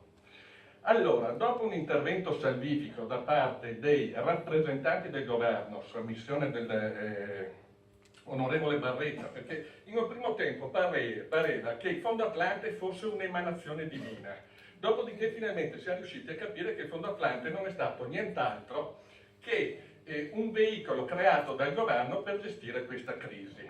Bene, dopo l'intervento del Fondo Atlante, che di fatto ci ha espropriato non solo del valore, ma della proprietà delle banche. E questo è un passaggio che è fondamentale, perché è la prima volta che in uno Stato occidentale cosiddetto democratico si verifica una situazione del genere. Perdere i soldi è possibile, essere espropriati della proprietà senza nessuna procedura che ti conduca a ciò è la prima volta che capita, è inaudita e sconosciuta, è un'esperienza sconosciuta. Bene, noi attraverso il meccanismo del Fondo Atlante e i successivi passaggi siamo stati azzerati, è un termine che non mi piace ma purtroppo è in uso, cioè siamo stati annullati come valore di partecipazione, ma siamo stati anche estromessi dal ruolo di proprietari delle banche.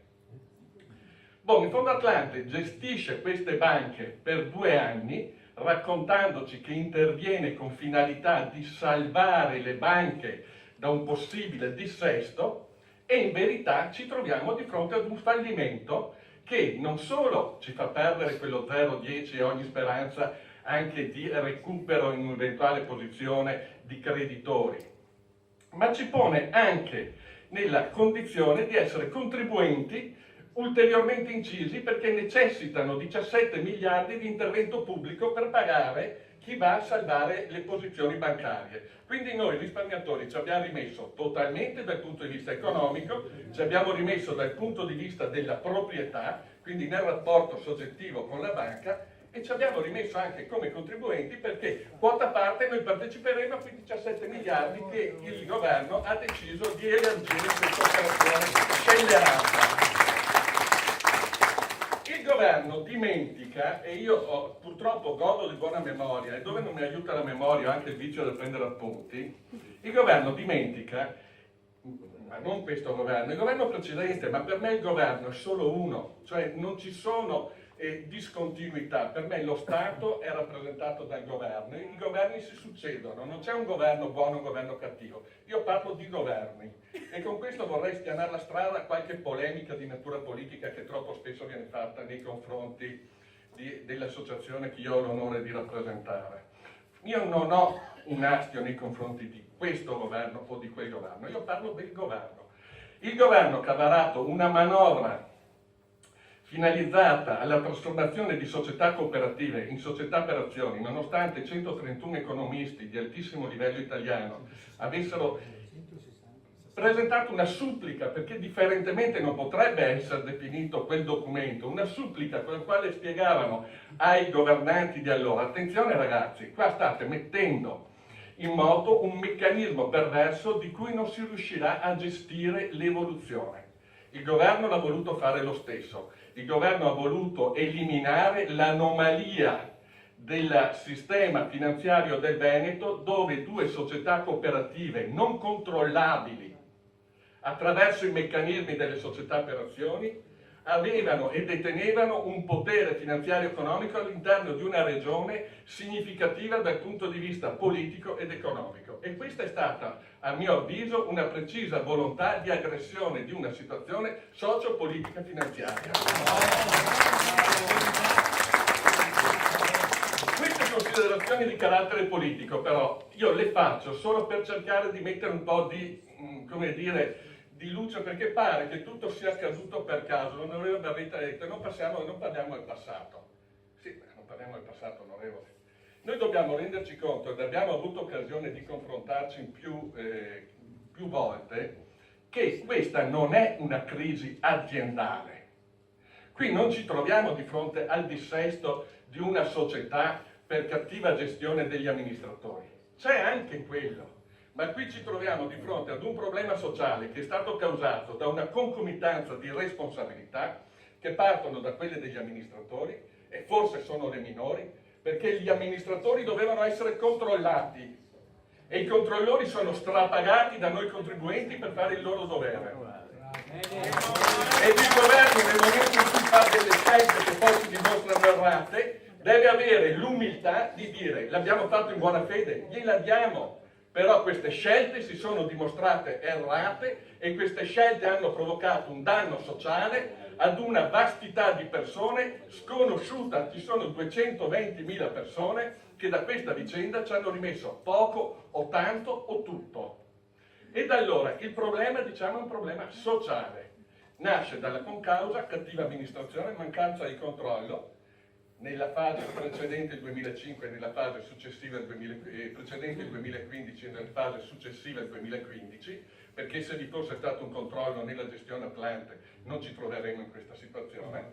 E vi è una responsabilità del governo nella fase di emanazione del decreto di conversione e in tutta quella fase in cui, avendo operato attraverso il Fondo Atlante, non ha agito in maniera tale da evitare una situazione drammatica come quella che è la messa in liquidazione della società, oltretutto con un provvedimento che evidentemente quantomeno confligge in via ideale. Oramai parlare rispetto alla Costituzione in Italia mi pare un po' fuori luogo, però in via ideale mi pare che tutti i giuristi siano d'accordo nel ritenere che il decreto legge 99 del 2017 confligga. Io purtroppo sono anche pentito di aver fatto un corso di studio in giurisprudenza, perché me ne sto accorgendo che in Italia proprio questo non serve. In Italia le regole che avevamo studiato all'università vengono meno. Ci troviamo di fronte ad una metodica governativa che io ho definito infantile, che però è estremamente efficace. Cioè mettono il Parlamento e la società di fronte al fatto compiuto. A quel punto, cioè, ormai è fatta, che cosa è fatto? Tornare indietro non è più possibile, disfare gli accordi non è più possibile, e dire a Banca Intesa ma non ti do più questo, non ti do più quello, non è più possibile perché c'è il ricatto e Banca Intesa che se non viene fatto tutto come da sua volontà risolve il contratto. È possibile votare e mandarli a casa però, vabbè, perché fino adesso hanno votato loro, in primavera voteremo noi. Scusatemi, io non voglio affrontare temi di natura politica. Non voglio affrontare temi di natura politica perché già sono stato accusato di essere un irresponsabile fortemente politicizzato e quindi vorrei evitare questi argomenti, se me lo consentite. Dovevate controllare. Ecco, allora, andando al sodo, e ho fatto questa premessa perché è secondo me necessaria, io credo che dobbiamo trovare una soluzione al problema non solo dei piccoli risparmiatori che in questo momento sono particolarmente esposti dal punto di vista psicologico ed economico, ma nei confronti di tutti coloro che sono stati azionisti in buona fede, non speculatori di questa società. Allora, è troppo facile, onorevole Barretta, dire no, noi adesso parliamo di Messilling perché lì sta parola nuova che va di moda, no? Probabilmente non ne sappiamo neanche bene il significato, perché si tratta di una truffa in fase di vendita. Noi qui siamo quasi tutti invece vecchi soci che abbiamo contribuito in virtù di quelli che sono i precetti costituzionali a sostenere l'economia del Paese attraverso la cooperazione tutelata da norma del codice e attraverso la norma del codice che sostiene il risparmio in ogni sua forma. Noi abbiamo partecipato 20 anni fa a queste banche e siamo ancora soci di questi banchi. Eravamo 40 anni fa, eravamo soci. Quindi noi sicuramente non rientriamo in quella categoria di speculatori che il governo si è preparato a dire che è entrato nelle banche e sapeva che acquistando azioni... La Banca Popolare di Vicenza nel 2008. Sì. perché ricordatevi che io ricordo ancora l'intervento Renzi che diceva, ah no, ma questi sono azionisti, chi investe in azioni deve sapere che va incontro ad un rischio. Ma non era una cooperativa rossa, Ma però questo vorrei, perché io credo che l'onorevole Barretta, al di là del ruolo che riveste, sia una persona di buon senso e anche di sensibilità e le cose le capisce.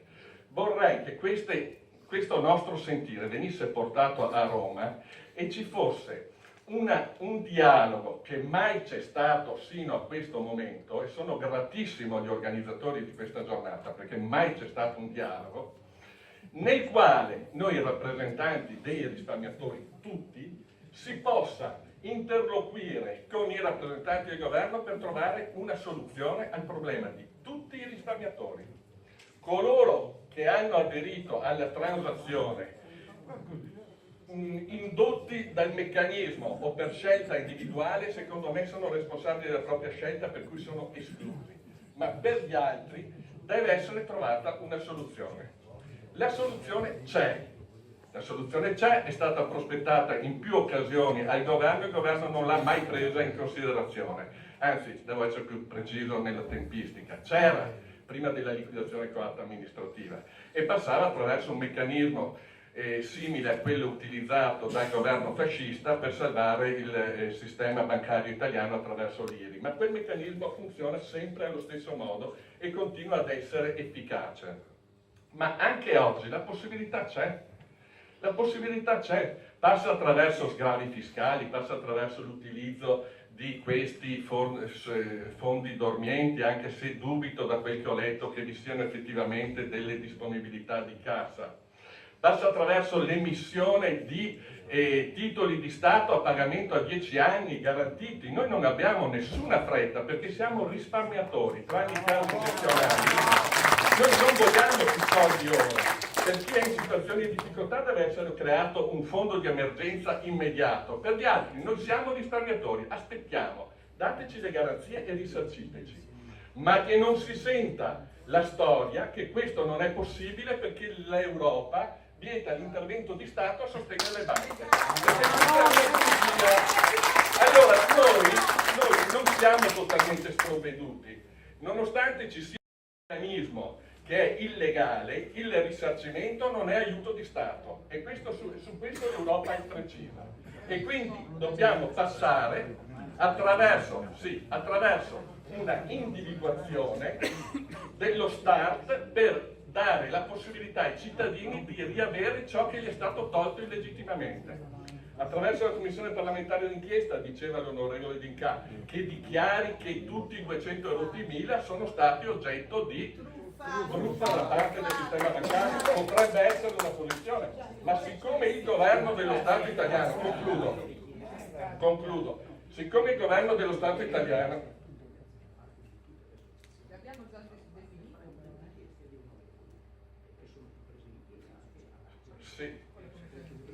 ecco, chiudo. Siccome questo governo è sempre stato molto, prolifico dal punto di vista dell'emanazione di provvedimenti d'urgenza, nulla vieta un decreto che prenda atto di una situazione che è evidente e dichiari che i soci delle banche popolari sono tutte vittime del reato bancario. A quel punto abbiamo risolto.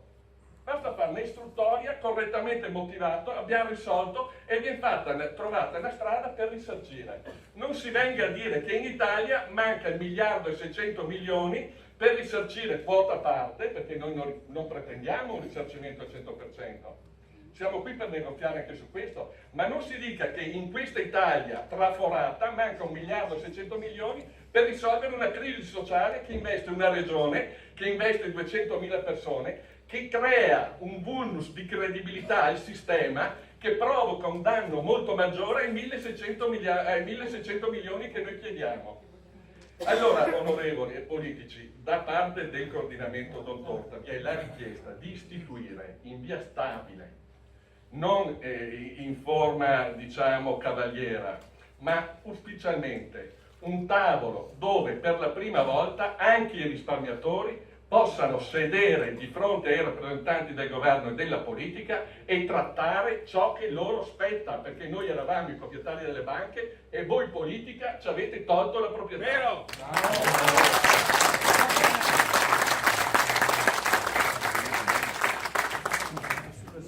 Neanche una parola.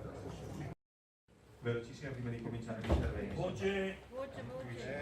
Ho il volume basso, penso, del microfono. Mi sentite? Ok. Paolo Berno, sono un risparmiatore, un azionista anch'io, un ex azionista. Due piccole osservazioni. Ho notato due comportamenti diversi completamente l'uno dall'altro di persone qui sedute che sono qui per il mio stesso motivo. Chi contesta senza ascoltare e chi si mette il bavaglio, ovviamente stanco di contestare. Credo che gli onorevoli che sono qui al tavolo oggi sono qui per ascoltarci e non per fare la guerra contro di noi, quindi inveire contro di loro secondo me non serve a niente. È un po' come andare a contestare contro gli infermieri del parto perché i medici non hanno fatto bene il loro lavoro, o come contestare alle persone del call center se i servizi non vanno bene. Non serve a niente, non si risolve niente. Altra cosa, quando un terreno è cedevole vuol dire che può cedere. Loro sono onorevoli, quindi possono essere degni di onore. Direi che se sono qui per aiutarci, devono dirci che sono qui per aiutarci e che quindi hanno bisogno di avere onore da parte nostra. Quindi se non siete degni di onore, lasciate il vostro incarico, visto che siete nostri dipendenti. Queste sono due osservazioni. Bravo. Allora, io ho un caso particolare perché ho già la firma di Zolin, no, di Trinca, per la vendita delle mie azioni. Di Favotto, scusatemi. Io ho già il documento firmato per la vendita delle mie azioni, che è stata bloccata con il trasferimento a SPA e non so cosa fare. Ho scritto al Presidente della Repubblica, Presidente del Consiglio dei Ministri, a 3 ministri, a tantissime forze politiche, alla Consob, alla BCE e ai commissari liquidatori, ma non ho avuto risposte da nessuno in merito a alcune domande che ho fatto. Ho chiesto anche delle delucidazioni in merito a quello che è il fondo del welfare, che è stato annullato adesso, e a quello che è il criterio di definizione, onorevole, questo anche per lei. C'è un criterio di definizione per quanto riguarda il fondo welfare che era basato sulle ISEE. Io ho avuto la fortuna di collaborare con Antonio Tajani, Commissione Europea, come consigliere speciale per innovazione e nuove tecnologie. Onorevole Beretta, sto parlando, grazie. Ho avuto la fortuna di lavorare con Antonio Tajani, sempre rappresentando la società civile, coinvolgendolo in un progetto di coinvolgimento di persone disabili nelle commissioni. Infatti ho partecipato anche con l'onorevole Brutelli e l'onorevole Stanca in 2 commissioni interministeriali, convincendoli che per quanto riguarda aspetti di disabilità conviene sempre coinvolgere all'interno delle commissioni almeno una persona che abbia a che fare nell'argomento, perché tutti in piedi sono bravi a decidere, ma ci vuole sempre qualcuno che dica ma forse dovete guardare anche determinati argomenti. Allora, l'ISEE è uno strumento secondo me incostituzionale, come è già stato verificato, per la definizione di limiti economici o fiscali per l'aiuto di persone in difficoltà. Perché? Un esempio stupido: nel tavolo del welfare c'è una scheda relativa ad un azionista, tale Daniele Furlan, provincia di Treviso, che ha perso il lavoro durante un infortunio, riceve la pensione sociale minima, non ha un'abitazione, non ha conti correnti adesso, vive con i genitori, però tramite INAIL ha avuto la possibilità di rifarsi la casa nuova, di avere tutti gli ausili tecnologici possibili e immaginabili, di avere un accompagnatore, di avere un'auto, di avere tutti gli aiuti possibili per la vita quotidiana e rientra all'interno dell'ISEE. Io ho rinunciato alla pensione sociale, ho un lavoro, sono un dipendente in Wind, lavoro in ricerca e sviluppo e progetti finanziati. Il mio reddito mi consente di non ricevere più la pensione sociale, ma di vivere dignitosamente. Ho una mia abitazione, fortunatamente, grazie anche ai risparmi dei miei genitori che mi hanno aiutato, e sono fuori dall'ISEE. Con la banca Popolare Veneta, Banca Veneto Banca e con la Popolare di Vicenza, io e i miei genitori, che siamo cointestatari di 2 conti correnti, quindi abbiamo 6 posizioni aperte, 3 in Banca Popolare di Vicenza e 3 in Veneto Banca. Per quanto riguarda la mia quota di azioni, da quando sono piccolo, mi sono visto perdere tutti i fondi possibili per uno sviluppo di un brevetto internazionale che ho depositato e che adesso è fermo ancora lì per altri 6 mesi, perché poi scade la domanda di estensione al mondo intero, perché non ho i soldi, e voi sapete che per estendere un brevetto internazionale i soldi sono molti. Io tutti questi li ho persi in azioni, ok? E questo brevetto consente a 50 milioni di persone disabili in tutto il mondo in carrozzina di poter viaggiare in aereo grazie a un sistema universale molto più comodamente rispetto ad adesso. Ora, io di questi soldi ho la firma dei dirigenti di Veneto Banca, la firma, sì, come la convalida, insomma, della vendita delle azioni, e questi soldi non mi sono mai arrivati. Con la mia famiglia, inoltre, abbiamo investito in azioni per garantirci un futuro per quanto riguarda me e la mia famiglia come disabile, come assistenza per eventuali badanti o comunque servizi di assistenza. Oltre a questo si pensava appunto di avere i soldi pronti e disponibili per un eventuale viaggio a Miami, al Miami Center, che spero sia prossimo, al momento devo rinviare, per quanto riguarda una cura con le cellule staminali che sembrerebbe essere prossima per una possibile futura sincera guarigione. Ora, io mi metto a disposizione, come mi ho già fatto con una lettera che ho mandato il 16 agosto al Presidente della Repubblica, Presidente del Consiglio, Ministri, Commissari liquidatori e tutto quanto.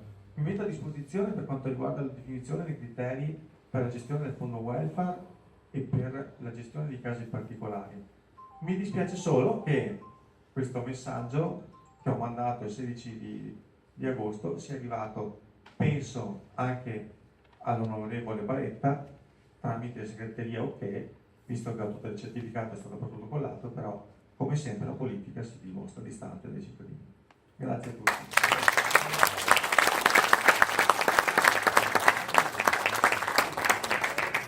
Un attimo che deve dire una cosa a Guadagnino, un secondo. Prima che mi sono dimenticato prima, e io ho depositato in Consiglio regionale una proposta di azione amministrativa per restituire un'altra commissione d'inchiesta regionale, non perché non ho fiducia in quella nazionale, ma io credo che noi potremmo, con i dati che abbiamo raccolto, dare un ulteriore contributo perché emerga la verità, perché, ripeto, secondo me la verità è diversa da quella che è stata venduta finora e i veri responsabili sono soltanto in parte minima qui e sono invece collocabili a Roma.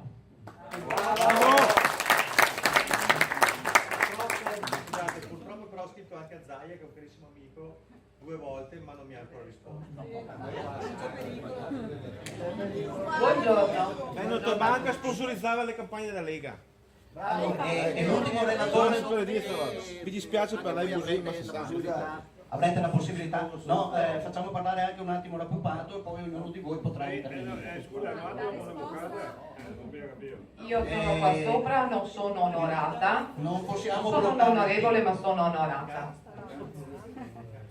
Questa non è una battuta, ma è proprio perché praticamente come ho vissuto la vostra chiamiamola agonia da 2 anni. Perché grazie al coordinamento Don Torta mi presento Milena Zaggia, faccio parte delle 4 banchette che il nostro ex premier ha definito 132.000 famiglie tra Cassa di Risparmio di Ferrara, Banca Etruria, Carichieti e Banca Marche.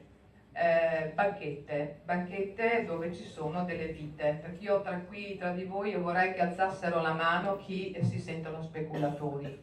Chi si sente speculatore?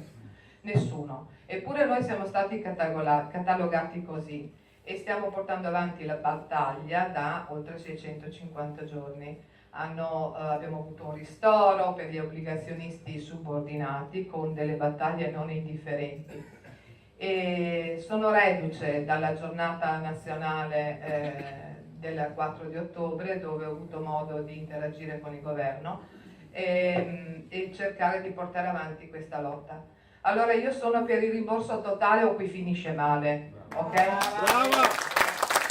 Finisce male perché? Perché abbiamo una Costituzione, abbiamo un ordinamento fallimentare giuridico, abbiamo delle leggi che sono le nostre leggi di questa nazione e tutti ci nascondiamo sempre dall'Italia si nasconde dietro l'Europa. Io credo che sia ora di finirla, perché come ha detto l'avvocato Armand, noi siamo stati e siamo oggetto di truffa. Perché io chiedo una cosa, quando una famiglia si indebita, se io prendo 1.000 euro e ne spendo 2.000 e ne spendo 3.000, che cosa creo? Un debito. Bene, io ho dato alla mia banca 1.000 euro e lei che è andata ad esporsi dando in prestito o prestando male 3.000, 4.000, 5.000. Dentro alle banche ci sono dei crediti che sono dei prestiti che non hanno quella caratteristica per cui le banche dovevano trattenere i nostri risparmi.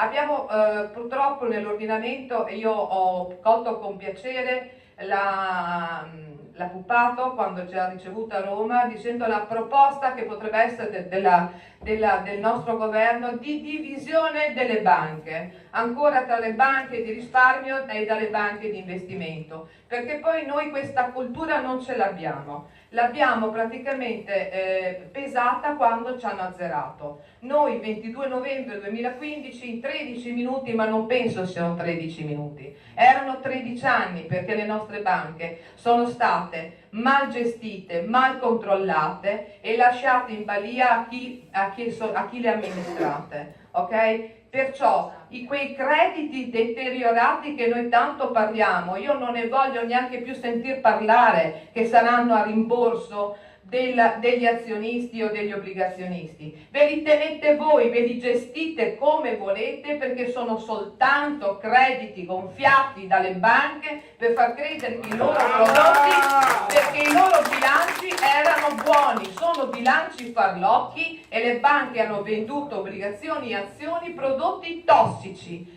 E noi siamo stati oggetto di truffa e ricordo molto bene le parole di Monti che disse: questo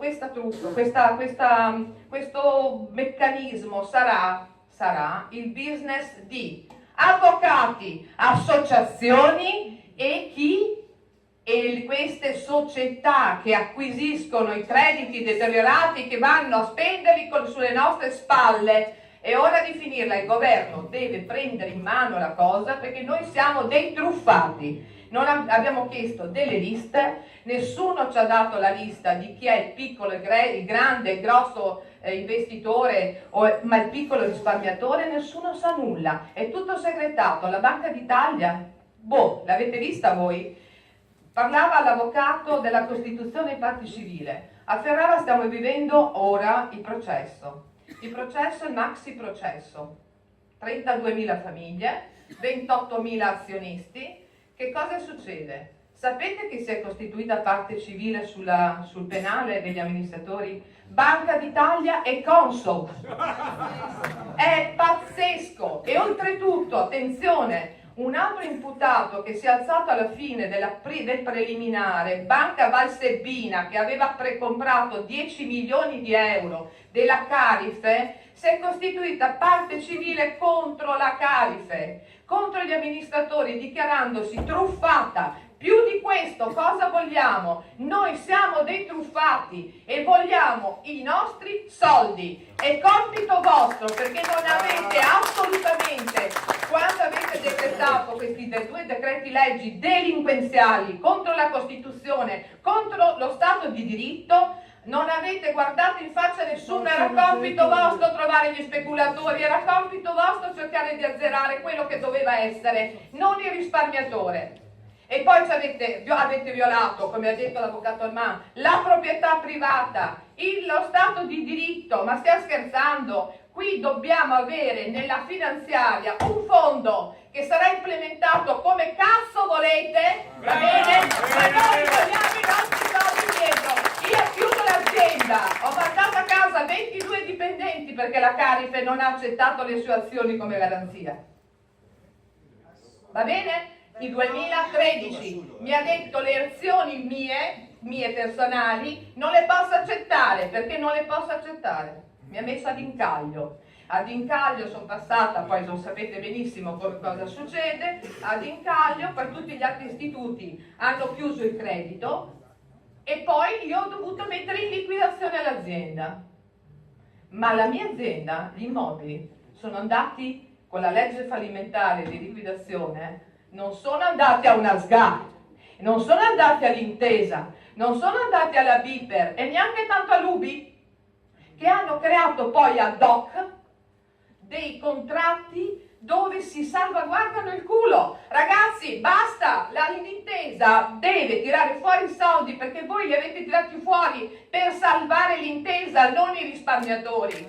Montepaschi, l'ex premier, ha detto che era tutto a posto, tutti hanno comprato Montepaschi e poi alla fine com'è finita Montepaschi? 6 mesi dopo Montepaschi. L'hanno salvata loro, anche gli azionisti. Allora, il governo, che sia il governo vigente, che sia il governo antecedente, perché comunque ricordiamoci che le nostre banche sono da anni messe così. Abbiamo fatto finta di non vedere, ci siamo messi le bende, i tappi e la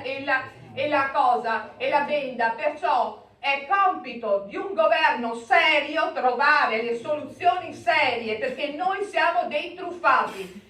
La commissione d'inchiesta ci ha dato la possibilità, il Casini l'altro giorno, che noi siamo andati a chiedere le dimissioni per incompatibilità, perché non può essere lo stesso che noi andava a vedere la commissione 2 giorni prima, perché siamo d'accordo che praticamente deve essere forse un arbitro secondario ai parlamentari, perché ricordatevi che comunque voi portate avanti il vostro, ma questa è una truffa nazionale della finanza. Che cos'è la finanza? È una finanza nuova di cui noi non siamo abituati. Io ho apprezzato la Pupato che ha detto la proposta di dividere le banche, facciamolo pure. La commissione d'inchiesta avrà quelle che sono le nostre dichiarazioni per cui ci sentiamo truffati, ma non è una sfida, perché la pubblicheremo questa cosa. Voglio vedere se Casini poi dice no, non siamo dei truffati. Io penso che il coordinamento Don Torta e tutti gli altri abbiano in mano effettivamente delle truffe. Andiamo a Roma e gliele portiamo. No, e... a Roma non ci andiamo più. Bene, vengono loro a prendere. Io vado da Casini a portare la truffa che ha sostenuto la Cassa di Risparmio. Ho in mano dei documenti, ognuno di noi avrà in mano per poter non dare adito al benissimo per non. A casa nostra. Vabbè, ok, le porto io eventualmente. Non voglio dare a Casini la possibilità di dire che ha dato una possibilità e poi noi non ci siamo andati. Va bene, per posta, ce la mandiamo. E nella finanziaria prevedete il fondo, non so come volete chiamarlo, truffa, usura, non so che cavolo, non mi viene in mente, rimborso totale, o se no qui finisce male. Io so che la Pupata ha una cosa da dire, che deve andare in Europa a sentire se va bene. A me non me ne frega niente. Pupato, il Renzi è andato in Europa e ha detto e si è piegato in due. La Merkel ha salvato le banche con 2.449 miliardi. E noi italiani cosa abbiamo fatto? Ci siamo messi in ginocchio? Bene, allora se avete bisogno che noi ci andiamo noi come popolo, siamo pochi? Ci andiamo. Dobbiamo farlo perché l'Europa ci sta rovinando. Ma non perché non credo all'Europa, perché noi italiani non siamo pronti neanche a salvaguardare 500.000 famiglie sacrificate, figuriamoci se possiamo andare a competere con la Merkel e le altre nazioni. Perciò rimborso.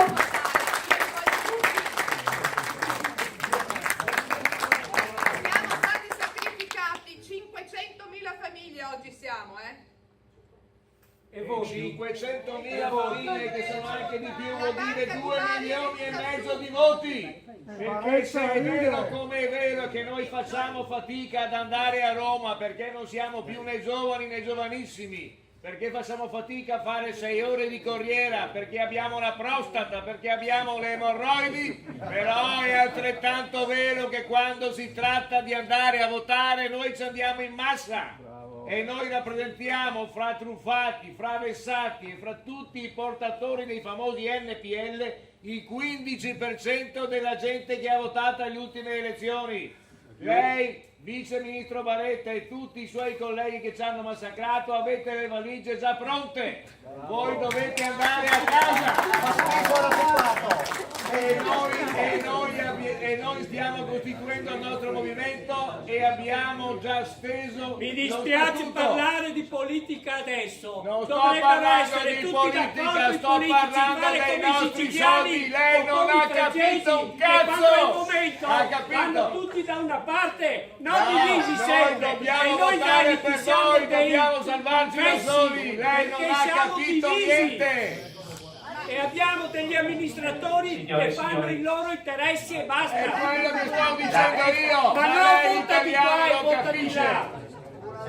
Un attimo, lasciamo ancora la parola all'onorevole Pupato e poi apriremo il dibattito con tutto il pubblico, che però stiamo sforando i tempi, ma d'altra parte pazienza ne abbiamo portata tanta fino ad oggi, con tutto quello che hanno combinato le banche, portiamone ancora un po', grazie.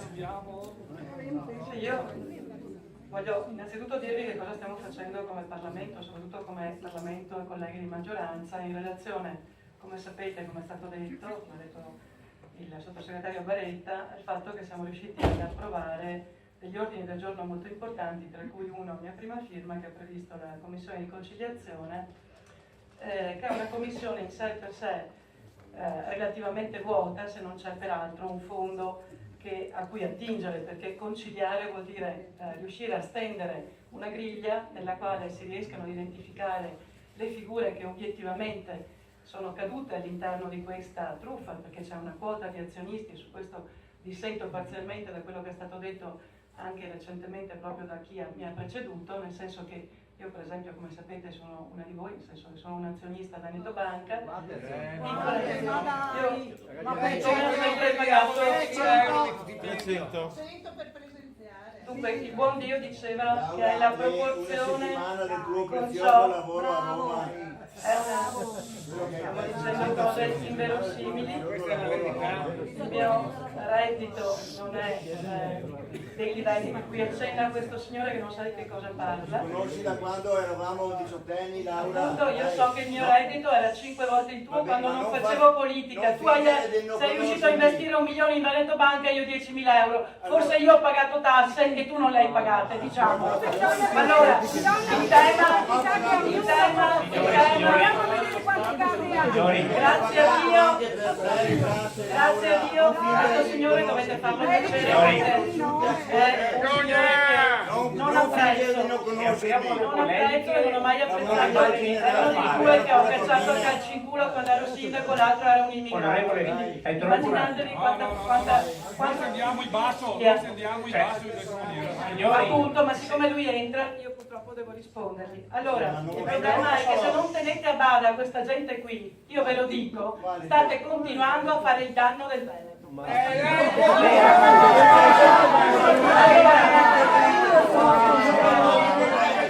Più facciamo caos, più diciamo cose non vere, più mettiamo in campo e puntiamo il dito.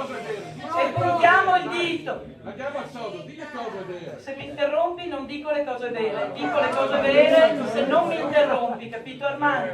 Perché anche tu non hai una storia particolarmente limpida. Allora, il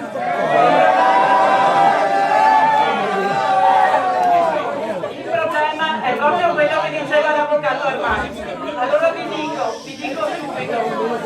Io non faccio mai battaglie personali, Armando, il problema ce l'hai tu che vieni con i capi al collo, con i capi al collo a dire alle persone che stanno lavorando per salvare questa situazione drammatica. Mi stai incolpando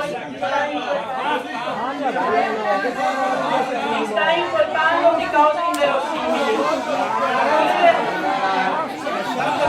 In realtà, quello che sta avvenendo, voglio dirlo, perché ci sono state alcune osservazioni, io non ho interrotto nessuno stamattina. Non ho interrotto nessuno e pretendo di non essere interrotto.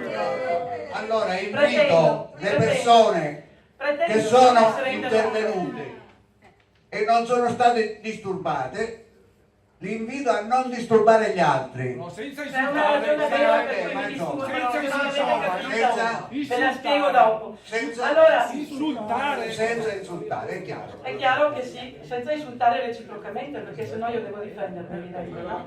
Allora, il tema è che quello che è avvenuto con allora, riprendiamo alcune osservazioni così capiamo di che cosa stiamo parlando. Innanzitutto il decreto del 2015, io voglio precisarlo, quel decreto attiene alla costituzione in SpA di banche popolari che per la loro caratteristica patrimoniale, per la loro caratteristica di gestione, evidentemente non erano più quelle banche capitali a cui accennava prima l'avvocato Armand, e su questo io concordo con lui. Perché? Perché quando da 20.000 soci 2007 si arriva a 95.000 soci nel 2010-2009, cioè trascorsi 3 anni i soci si sono quadruplicati, voi capite che quella banca non è più controllata da un, diciamo, importante numero di soci, ma soci, insomma, locali e controllabili, ma che molte persone, qua sta la truffa, sono state indotte ad acquistare azioni senza motivare il rischio e senza giustificare il tipo di azione che stavano in realtà acquistando. Quindi quando io ho una piccola banca popolare che è una cassaforte locale e questa cassaforte locale in qualche anno, in piena crisi italiana e internazionale, moltiplica per 4 o 5 i suoi azionisti, aumenta a dismisura la sua capacità di azione e di intervento nel mondo, perché abbiamo acquistato banche altrove, in Romania, Repubblica Ceca, Slovacchia, piuttosto che in Albania, oltre che nel sud Italia, sempre strapagandole. Evidentemente il male è all'interno di quella banca. E la ragione per cui il Parlamento, con la sua maggioranza, ha approvato quella legge, era di andare a vederci chiaro, perché un'altra cosa ha detto l'avvocato Armand, giustamente conoscendo molto bene il diritto bancario a cui io voglio rifarmi, e cioè lui ha detto attenti perché nelle banche popolari il controllo della vigilanza era parziale. Perché era parziale? Perché le banche popolari non godevano delle stesse possibilità da parte di Banca Italia e Consob nei controlli, nel senso che un'altra delle questioni su cui siamo rimasti tutti fregati, ma non per il decreto 2015, al contrario, perché quel decreto non è avvenuto molto prima e ha impedito a quelle banche di attivare quelle leve che hanno portato alla crescita a dismisura e alla mancanza totale di controllo, con bilanci falsi e falsati evidentemente e con prestiti agli amici degli amici senza garanzia. Allora, il tema che si è posto è quello dei controlli, perché Banca Italia, se voi andate a leggervi le lettere di Banca Italia e le lettere di Consob, invitano, correggono, invitano a correggere, invitano a cedere, invitano a congiungersi, ma invitano, non hanno potere vero, coercitivo, come in altre realtà di controllo. Però questo lo stabilirà, io credo, la commissione d'inchiesta sulle banche, che è nata, guardate, non facciamoci illusioni, è nata con l'intento precipuo di andare a verificare se le funzioni di Banca Italia, Consob e di tutta la vigilanza italiana siano state portate avanti in maniera adeguata e corretta e che cosa la politica debba fare per fare in modo che ciò che è accaduto, questa tragedia multipla che è accaduto, non riaccada. Volevo dirlo perché guardate, è un dato questo rilevantissimo. Altra questione, 25 giugno 2017. Il governo italiano non ha svenduto le banche, il governo italiano ha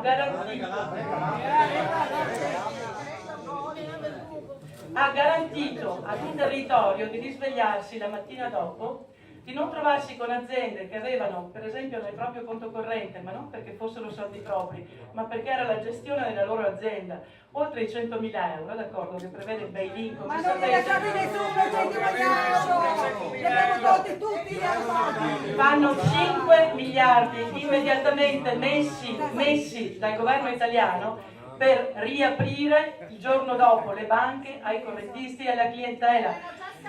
Il giorno prima noi avevamo già la pendenza del fallimento sul collo per il semplice fatto che non avevamo pagato con queste banche meno 44%, cito sempre l'avvocato Armanchi, i dati li conosce molto bene. Tutti i giorni sui giornali c'era l'intervento al fuggi, l'accusa verso le banche e la possibilità e necessità di scappare perché non c'era più niente di garantito, per cui insieme ci siamo suicidati. La ragione per cui un piccolissimo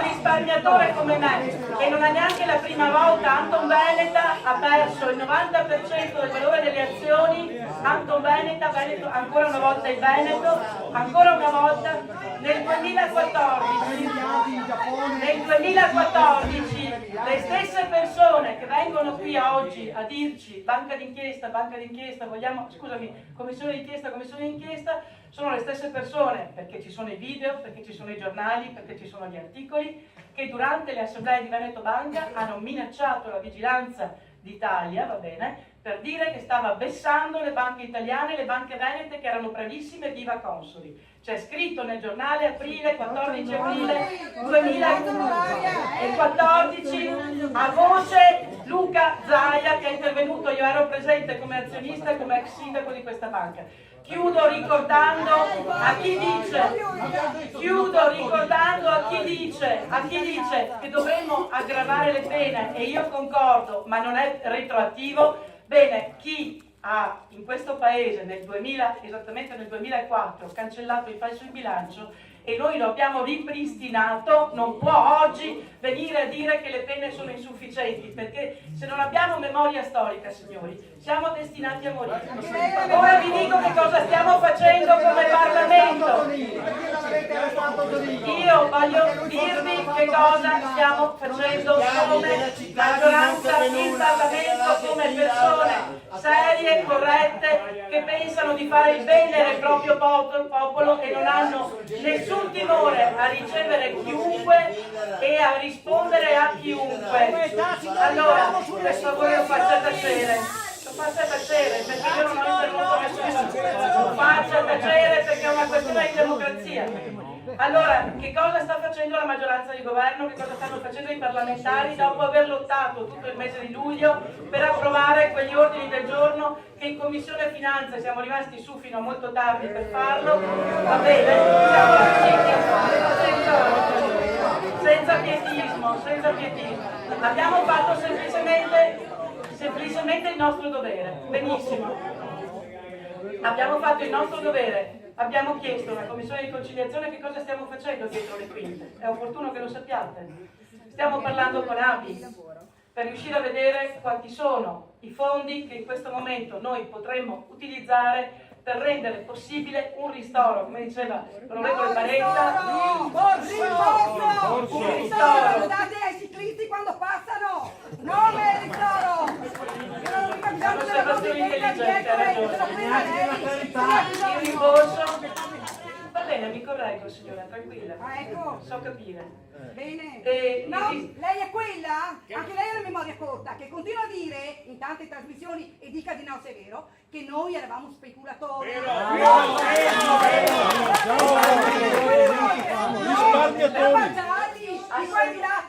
Dobbiamo distinguere. Mi chiami signora, che è un bellissimo termine, è il termine più bello. Si ricordi bene che io sono azionista e non sono speculatrice. Però ero azionista consapevole.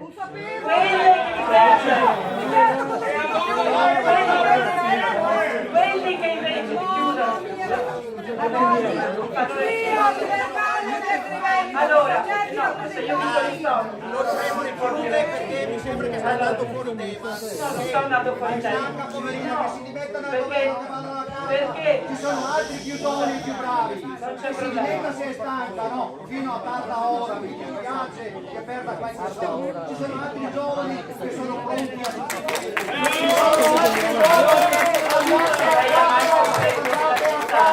vergognatevi, buoni a nulla!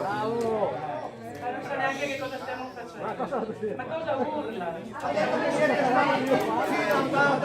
Siamo stati fino a mezzanotte, abbiamo fatto le nostre per riuscire a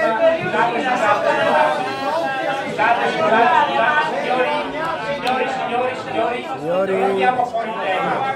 portare avanti i vostri diritti. Allora, brevissimamente, cosa stiamo realizzando? Stiamo verificando con ASI se ci sono fondi appunto dormienti che riguardano fondi che economicamente possiamo recuperare per metterli a disposizione sia di quel fondo welfare cui accennavamo, sia di quel fondo a favore di chi è stato vittima per l'appunto inconsapevole di cosiddetto mis-selling, ovvero sia di truffa nei propri confronti, in maniera da poterli risarcire, come diceva correttamente la signora. Per quanto riguarda LCA, e voglio rappresentarvi un altro problema, perché se diventa ancora e diventa sempre di più una guerra tra poveri, chiudo subito, va bene, insomma se mi interrompono continuamente lei capisce. Allora il tema, no, non mi faccio interrompere, mi interrompono. Cioè, la verità è difficile per tutti e purtroppo si deve dire. Allora il tema è che per quanto riguarda invece la questione relativa all'LCA, cioè alla liquidazione coatta amministrativa, che ha in bonus, appunto, come diceva Baretta, molti crediti dei 17 miliardi, una quota rilevante, circa 6 miliardi sono appunto in valutazione della liquidazione amministrativa coatta. Lì c'è tutta una serie di mutui, non di crediti speculativi, non di fondi che sono senza garanzie, diciamo, dirette, che possono essere recuperate, ma dipende naturalmente dalla quantità di tempo che gli si dà, perché molta gente riguarda per esempio mutui prima casa che poi non ha più pagato, quindi c'è il problema anche di una lotta tra poveri per cui non si riesca a identificare, come dire, dove va a finire. Ora, io penso che se noi riusciamo a realizzare questa diciamo, commissione di conciliazione con adeguato fondo, che sia in grado di andare immediatamente a tutelare quelle che sono le vittime di truffa e soprattutto quelli che hanno avuto appunto il maggior danno da questa banca andando ad acquistare in modo inconsapevole azioni. Dall'altra si può partire con i fondi che la SGAM riuscirà a portare a casa, dedotti quei 4 miliardi e 8 che lo Stato ha immesso sul banco per riuscire a far riaprire gli sportelli delle 2 banche venete. Io penso che lì in tempi medio-lunghi, stiamo parlando di 3-5 anni, si riesca probabilmente a restituire anche quel credito che gli azionisti appunto vantano, sapendo, come è il caso di, insomma anche qua sarebbe il caso di approfondire ma non c'è tempo, che una quota di questi riguardano anche la ricapitalizzazione e non sono Atlante, perché Atlante era intervenuto con 3 miliardi e mezzo, voglio ricordarlo perché abbiamo sentito delle cose che non stanno né in cielo né in terra, in realtà per ricapitalizzare insieme a molti di noi che hanno voluto dare un segnale per riuscire a mantenere in Veneto una banca che evidentemente non aveva invece la possibilità di restarci per cause che sono differenti, diciamo, come Adesso direi di aprire il dibattito, giusto Rosario? Sì, adesso con molto ritardo. Paghiamo la tenuta conto sulle azioni che non valgono niente. 100 euro. Con molto ritardo passerei il microfono al pubblico che è stato bravo fino ad adesso e speriamo che continui ad esserlo. Visto che gli animi sono caldi, io come vice dell'associazione Soci Banche Popolari volevo invitare i presenti a lasciarci quello che possono come offerta. Ci sarà il nostro tesoriere vicino a una cassettina gialla che vedete all'uscita, quello che potete darci come contributo per le spese che abbiamo da sopportare con questa sala e in incontri, in altre cose, quello che potete, ben gradito. L'associazione informa anche che già da oggi è in grado di e spera di poter annoverare fra di voi dei nuovi soci al costo di 10 euro all'anno, quindi meno di un caffè al mese. Sarete informati per via mail e secondo altri sistemi su quelle che sono le nostre iniziative, da quelle finanziarie a quelle legali, con l'appoggio del nostro avvocato Guidotto, studio Guidotto di Castelfranco Veneto. Ecco, basta, adesso passo il microfono. Chi è il primo che vuole dire qualcosa? Vi chiedo ancora di essere un attimino concisi con le cose. Chiedo scusa, lo voglio dire adesso, che non voglio che all'ultimo minuto ci sia confusione. Io all'1:10 devo andare via. No, lo dico, sta tranquillo, c'hai tempo per dirmene, fai tempo per dirmene. Certo. Sì, sono Alfredo Bellucco e sono presidente veneto di Confeder Contribuenti. Intanto la prima domandina vorrei chiedere a Baretta: come mai oggi hai disdetto l'incontro delle 13:30 che avevamo a Mestre? Uno. Dopodiché ti ho mandato 3 lettere raccomandate datate 13 luglio, 27 luglio e 3 agosto, delle quali non solo neanche degnato di rispondere, ma neanche, vabbè, fai a meno, non ha importanza. Oh, mi rispondi, non ha importanza. E il problema è questo, io entro nella sostanza. La sostanza è questa: la SGA SPA, che è stata nominata ma non ripresa, la SGA SPA, che è stata nominata ma non ripresa da nessuno, è una società al 100% di proprietà del Tesoro, va bene, che andrà a gestire, lui ha detto prima 40.000, chi dice 50.000, in un'intervista ha detto 80.000, crediti deteriorati, quindi crediti che sono passati all'incaglio e le banche non sono più state in grado di ricevere indietro. Ora, io sono presidente di un'associazione e vicepresidente nazionale, Veneto e nazionale, e abbiamo esaminato qualcosa come 4.000 crediti deteriorati NPL. Abbiamo vinto una miriade di cause, abbiamo fatto una montagna di transazioni con le banche. Ogni anno vengono fatte 100.000 transazioni col sistema bancario attraverso questi meccanismi di gonfiamento degli NPL, perché le banche, tutte le banche hanno gonfiato gli NPL, tutte le banche li hanno gonfiati gli NPL, attraverso le spese, le commissioni, gli oneri, l'anatocismo, che formano un piccolo reato, visto che ci sono anche i carabinieri, che si chiama usura. L'usura commessa nell'ambito bancario comporta fino a 15 anni di reclusione. Ora noi, dicasi noi, abbiamo la prova provata, perché ci sono i rinvii a giudizio, non ci sono le indagini, ci sono i rinvii a giudizio. A Padova ci sono 3 direttori di filiali e 2 banche, la Cassa di Risparmio del Veneto, Gruppo Intesa San Paolo, va bene, alla sbarra per usura, per aver superato, sì, lo so che devo stare dentro i tempi, è chiaro che io devo stare dentro i tempi, no? È chiaro che io devo stare dentro i tempi, ma quando io scrivo a Baretta mi deve rispondere che sono un cittadino che rappresenta 90.000 iscritti, no, tu mi devi rispondere, no, dopo mi dici quello, adesso finisco la domanda.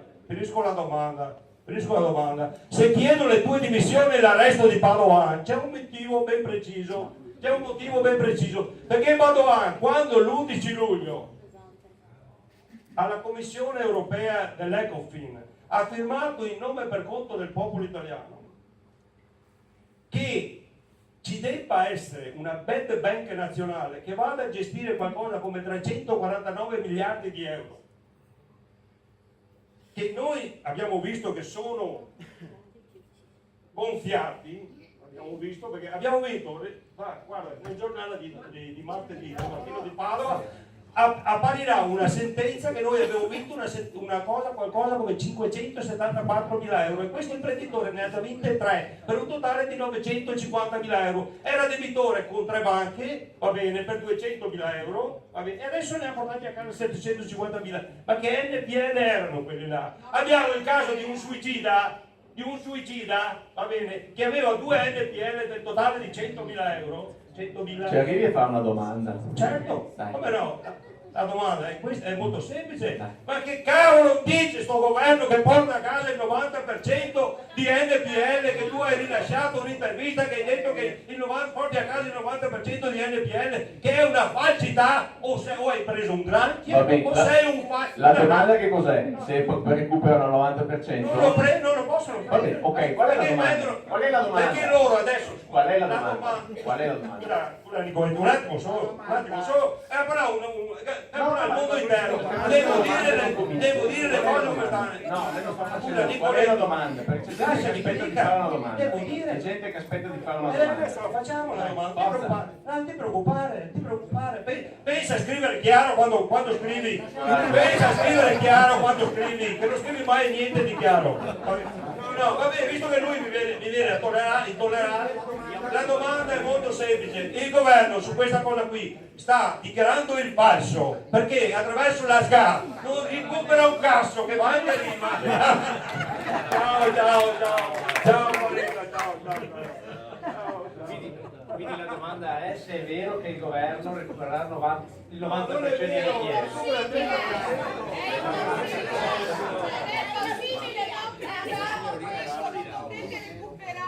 Non potete recuperare, non recuperate, sto parlando dei coglioni. Prego. Volevo fare una considerazione. Intanto, prima di tutto volevo ringraziare gli ex amici di Banca Popolare, l'associazione di cui io ho fatto parte per un lungo periodo, in cui abbiamo lavorato insieme per cercare di risolvere questo problema. Come vedete c'è molta tensione nell'ambiente, il problema è molto complesso, ma si è creata nel tempo molta tensione. Incontri come questo servono anche a parlarsi, non sempre in maniera educata, ma almeno cerchiamo di avere un confronto civile, cosa che purtroppo in passato tra associazioni di azionisti, il governo, le banche non è sempre stato possibile. Quindi prima di tutto grazie e spendo un minuto ad Assopopolari per questo incontro. Seconda considerazione. Nel tempo, come Assopopolare, avevamo presentato un progetto quando le banche erano ancora vive per ristorare i soci tramite i famosi NPL. Questi NPL, adesso ci ha detto una delle 4 vie che il sottosegretario Berta ci ha detto, passeranno alla SGA. Lui ha detto giustamente che di questi una parte vanno a ristorare le risorse messe dal governo, però probabilmente una parte, speriamo tutti, perché tutti siamo azionisti, andranno a ristorare gli ex azionisti. Adesso qui si pone una domanda e arriva la domanda e la considerazione che all'epoca avevamo fatto anche al dottor Carus, ma purtroppo, buon per lui, non ci ha dato ascolto. La domanda è la seguente: se noi utilizzassimo questo miliardo e dessimo, per cui si tratta di una priorità temporale, probabilmente io non so quanti di questi NPL verranno risarciti, ritorneranno in bonus, non sono in grado di fare previsioni come dice Bellucco, dico che spero la maggior parte, però non so quanti. Allora, se questo miliardo che teoricamente spetterebbe agli ex azionisti venisse dato loro in termini di obbligazioni e con una priorità temporale rispetto agli altri debitori, in questo caso qua il governo, perché nella SGA ci sono 2 soggetti, mi pare, il governo che deve restituire i suoi soldi e noi. Ecco, questo sarebbe, come dire, un modo per uscire da questo vicolo cieco in cui tutti siamo incastrati. Adesso chiedo al sottosegretario Baretta se può confermare se questa ipotesi è percorribile. Ma io rivolgo la domanda anche alle opposizioni, cioè per una volta tanto in Veneto mettiamoci tutti dalla parte degli azionisti, cerchiamo di trovare una soluzione per svelenire questo clima ormai da guerra civile, perché su Facebook, su qualsiasi social, quando si parla di banche è una guerra. Quindi cerchiamo di dare una luce alla fine di questo tunnel, perché le associazioni sono anche qui per questo. Chiedo al sottosegretario Baretta se conferma questa via è possibile. Grazie. Cercare di capire che il tema è che finché ne sta in introduzione è come faccio la condizione, cioè quello è il tema, come la vediamo. Chi è che c'era ancora? La signora Buongiorno, io sono assolutamente da questo punto di vista un po' neutrale, nel senso che non sono veneta, arrivo da Brescia, Faccio l'avvocato e mi occupo di diritto bancario, ma non sono qua in veste di avvocato in questo momento. Mi dispiace che molte persone se ne siano andate, perché io avrei voluto sentire la risposta alla proposta che era stata fatta dal signore Merro, purtroppo ho un problema con i nomi, che non è arrivata, anzi sono stati fatti degli interventi successivi qualificabili come volete, ma nessuna risposta è stata data, e alle varie domande non penso che ad oggi, cioè qua adesso, sia stata data una vera e propria risposta. Quindi in primis io vorrei cortesemente dai relatori e dagli onorevoli presenti che sia data una risposta a chi purtroppo è già andato via. Dopodiché potrei fare una mia seconda domanda direttamente all'onorevole Musini.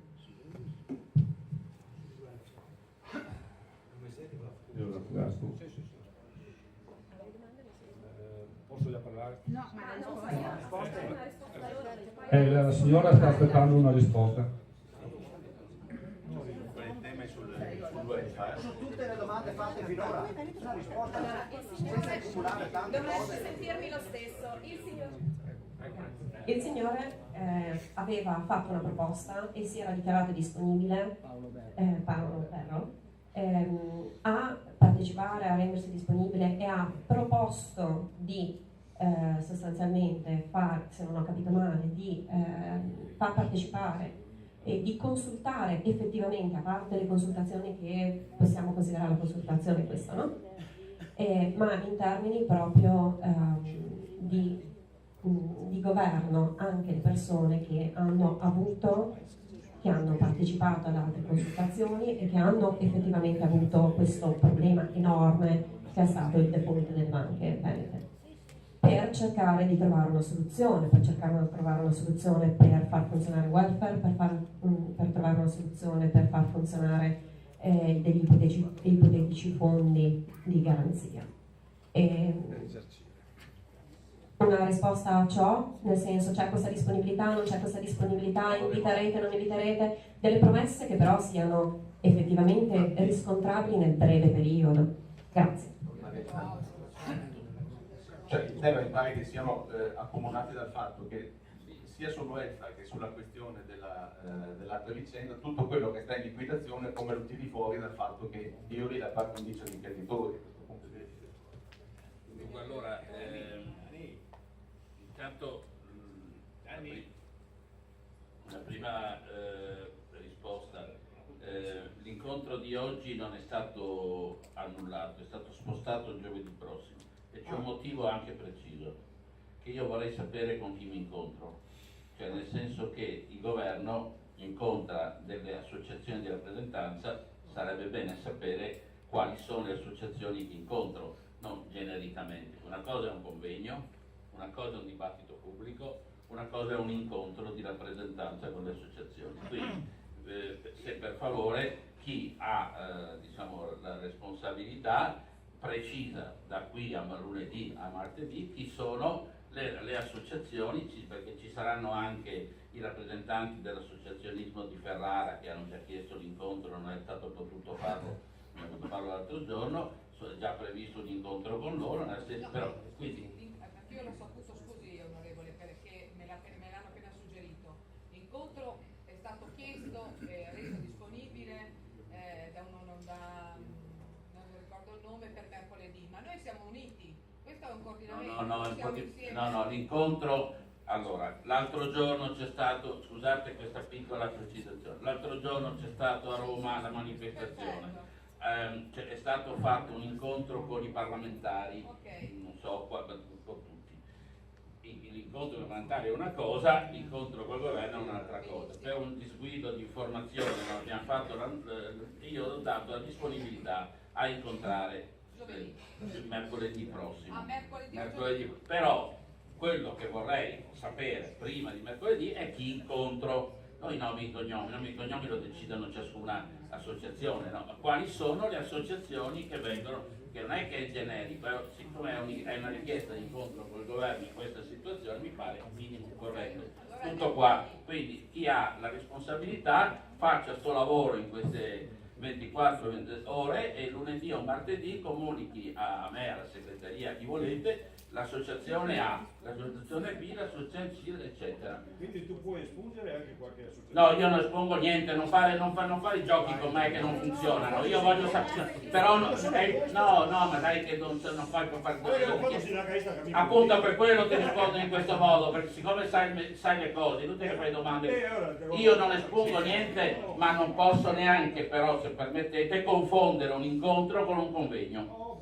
No? E non si fa in piazza, non si fa davanti alla stampa, poi i comunicati pubblici li faremo, ma si fa un incontro istituzionale vero e proprio, con tutte le regole del gioco. Seconda cosa, questo lo dico per chiudere, guarda, te l'ho detto tante volte, è inutile che mi scrivi cominciando arrestate Padoan.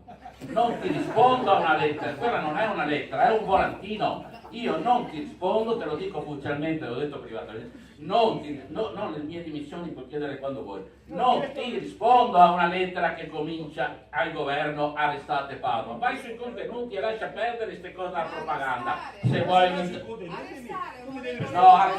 no signora, è un problema di stile e interlocuzione. Se lui mi scrive una lettera per ricevere un incontro, no. Guarda che te l'ho mandato a 3. Tutte e tre cominciavano a sì. No, guarda, quelle che mi hai mandato, è così. Allora me ne mandi un'altra domani. Ci sono tre qua. Me ne mandi un'altra, non fare inutili. No, guarda, lascia perdere. Quella di stamattina, è così. Guarda se ho scritto su tutte e tre Padovan. Guarda se ti dico quelle che ho ricevuto. No, te che ricevute mai perché sei qui. Non so se male. Io ti dico, comunque se sei d'accordo che non ha senso iniziare una lettera al governo dicendo arrestate il ministro dell'economia e finanze, domani ne scrivi un'altra e abbiamo risolto il problema. Arrestare vuol dire fermare. No, signora, dai, siamo tutti grandini. Comunque fate come volete.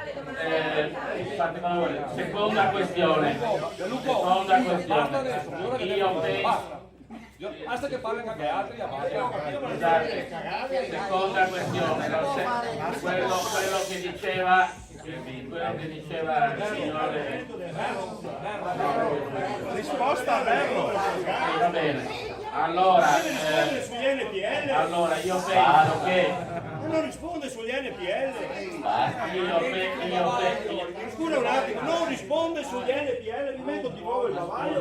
Mettiti il bavaglio così riusciamo ad andare avanti. Mettiti il bavaglio così riusciamo ad andare avanti. Allora scusa, ti rispondo subito, però poi la smetti. Ti rispondo subito. È inutile che tu continui, siccome tu pensi una cosa diversa e io ti rispondo e tu dici che dico il falso, possiamo andare avanti tutta la vita. Io ti dico che noi lavoreremo perché il 90% io lo dico, tu non ci credi, ma è inutile che ti dici che non rispondo.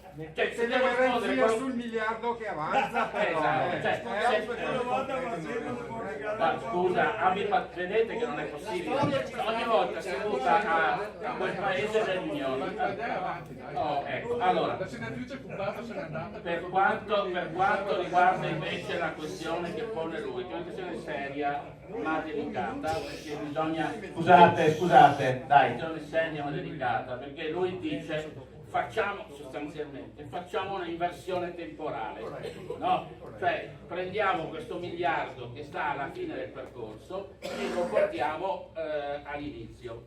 A me pare complicato dal punto di vista anche legale e giuridico, però siccome diciamo è un tema senza prendere impegni che poi si dica ha detto così, approfondiamolo anche quelli legali. Cioè nel senso che è chiaro che è difficile pensare, un po' per la parte undicio e un po' perché essendo collocata alla fine non abbiamo ancora la certezza matematica, Però diciamo il tema di per sé non è competenza solo politica, ha bisogno anche di chiarimenti tecnici e quindi va affrontato. Terza considerazione, quello che diceva il nostro amico che adesso se n'è andato, che osservava il signore. Io penso che lui abbia posto un problema anche diverso da quello del merito delle banche, ha posto un problema di consultazione. Quanto mi riguarda non c'è nessun problema. Ovviamente la cosa che dobbiamo anche qui capire è quali sono le forme della consultazione, anche lì ci vuole un associazionismo di rappresentanza, ma è molto giusto quello che lui ha detto. Ha detto quando si parla di questioni specifiche come welfare, no, non sto dicendo di sì, allora se devo dire di no mi dica che dico di no così è contenta. Se il presupposto è che se dico che sono d'accordo non va bene, mettiamoci d'accordo prima.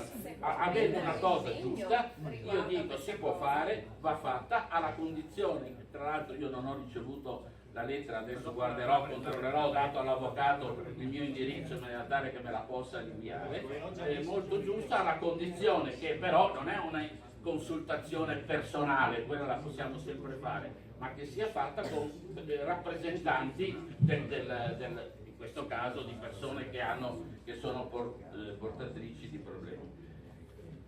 Due precisazioni e poi quella che secondo me è la strada praticata. La prima precisazione è, non vedo l'altro signore che era qua, siccome ha parlato come un esperto, no? Con numeri e numeri, non dica che sono 17 miliardi questa operazione, perché se no tutto il suo castello di competenza finisce su se stesso. Perché eccolo qua, buongiorno. I 17 miliardi lei lo sa bene che non sono il costo lo dico solo perché almeno le informazioni diamole giuste se vogliamo sostenere delle cause. Questa operazione vale 5 miliardi, è fuori discussione, vorremmo recuperarli, non vale i 17. I 17 avvengono nel caso in cui succeda quello che il nostro amico con la benda pensa che succederà. Siccome noi lo pensiamo che succeda, abbiamo una convinzione contraria e nel decreto legge, che vale quindi anche per i prossimi governi, quando avendo votato avrete fatto il risultato. Ma non perdiamoci, vi posso dire, la mia Signora, però abbia pazienza, una cosa sono le convinzioni, una cosa sono le situazioni, no? Cioè, allora, non confondete le vostre opinioni o le mie con i dati di fatto, perché se voi non credete a una cosa è legittimo, ma non potete dire siccome io non ci credo non succede. Perlomeno potete dirlo dal vostro punto di vista. Quello che io vi sto dicendo. Lasciateli a parte gli NCL perché è un problema che non possiamo gestire a breve e non sappiamo. Ma esattamente, ma signore, sono ma all'inizio di oggi può darsi che ci sia un problema di linguaggio. Io all'inizio di stamattina, come in altre situazioni, ho detto che esattamente gli NPL, per evitare una logica di tipo speculativo, non vanno da parte nostra gestiti in fretta. Questo comporta un problema, che è quello che veniva detto prima, perché il tempo è lungo. Se noi li gestissimo in fretta rischieremmo che quell'operazione lì non li recupereremo, no? Questo è vero, ma perché non vogliamo recuperarli? E come facciamo per recuperarli? Non li gestiamo in fretta. Ci siamo dati un tempo lungo che crea dei problemi, perché 7 anni vuol dire no, fatelo finire. Non ho capito.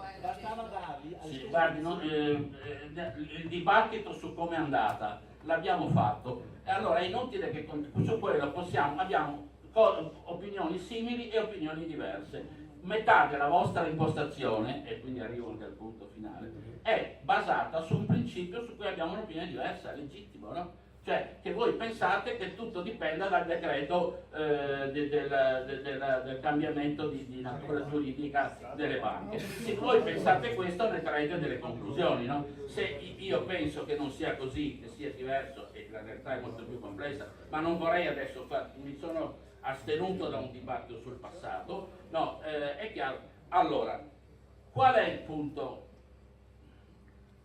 difficile di questa questione? Ve lo dico con chiarezza. perché almeno su questo ci dobbiamo dare atto che io alle riunioni ci sono e cerco di parlare chiaro, poi finché sia d'accordo è d'accordo. Secondo me non è in discussione che c'è stata truffa, non è in discussione che c'è bisogno di un rimborso, ristoro, quello che è. Consiglierei anche di avere una scaletta di priorità su come avvenisse. È in discussione chi paga.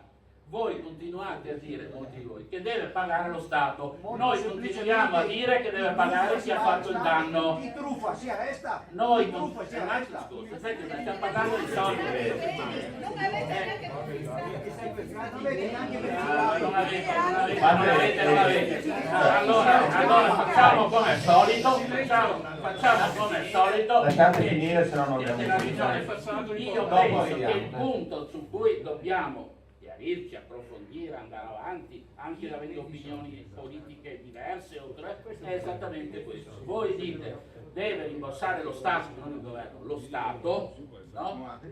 Noi diciamo deve rimborsare chi ha fatto il danno. E si verifica. Andiamo all'arresto, non c'entra. Sì, vuol dire banca intesa e vuol dire il fondo interbancario. Perché chi ha fatto il danno non è il governo, pensa di non averlo fatto, pensa anzi di aver salvato le banche dalla chiusura. Ma queste opinioni.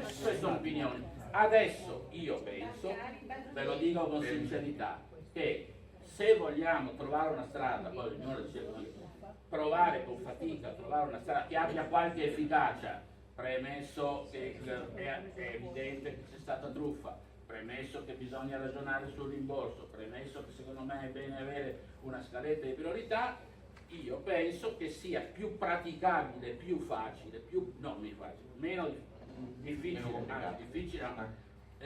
che si individui il soggetto che deve metterci questi soldi, perché francamente questo ce lo siamo già detti tante volte. Li avete trovati per banca intesa, per Basta Milena, basta! No signora, basta. Non c'è passi, lei lo sa bene che andiamo avanti con quindi io penso questo. Allora, non è in discussione la truffa, non è in discussione che bisogna lavorare un fondo, no?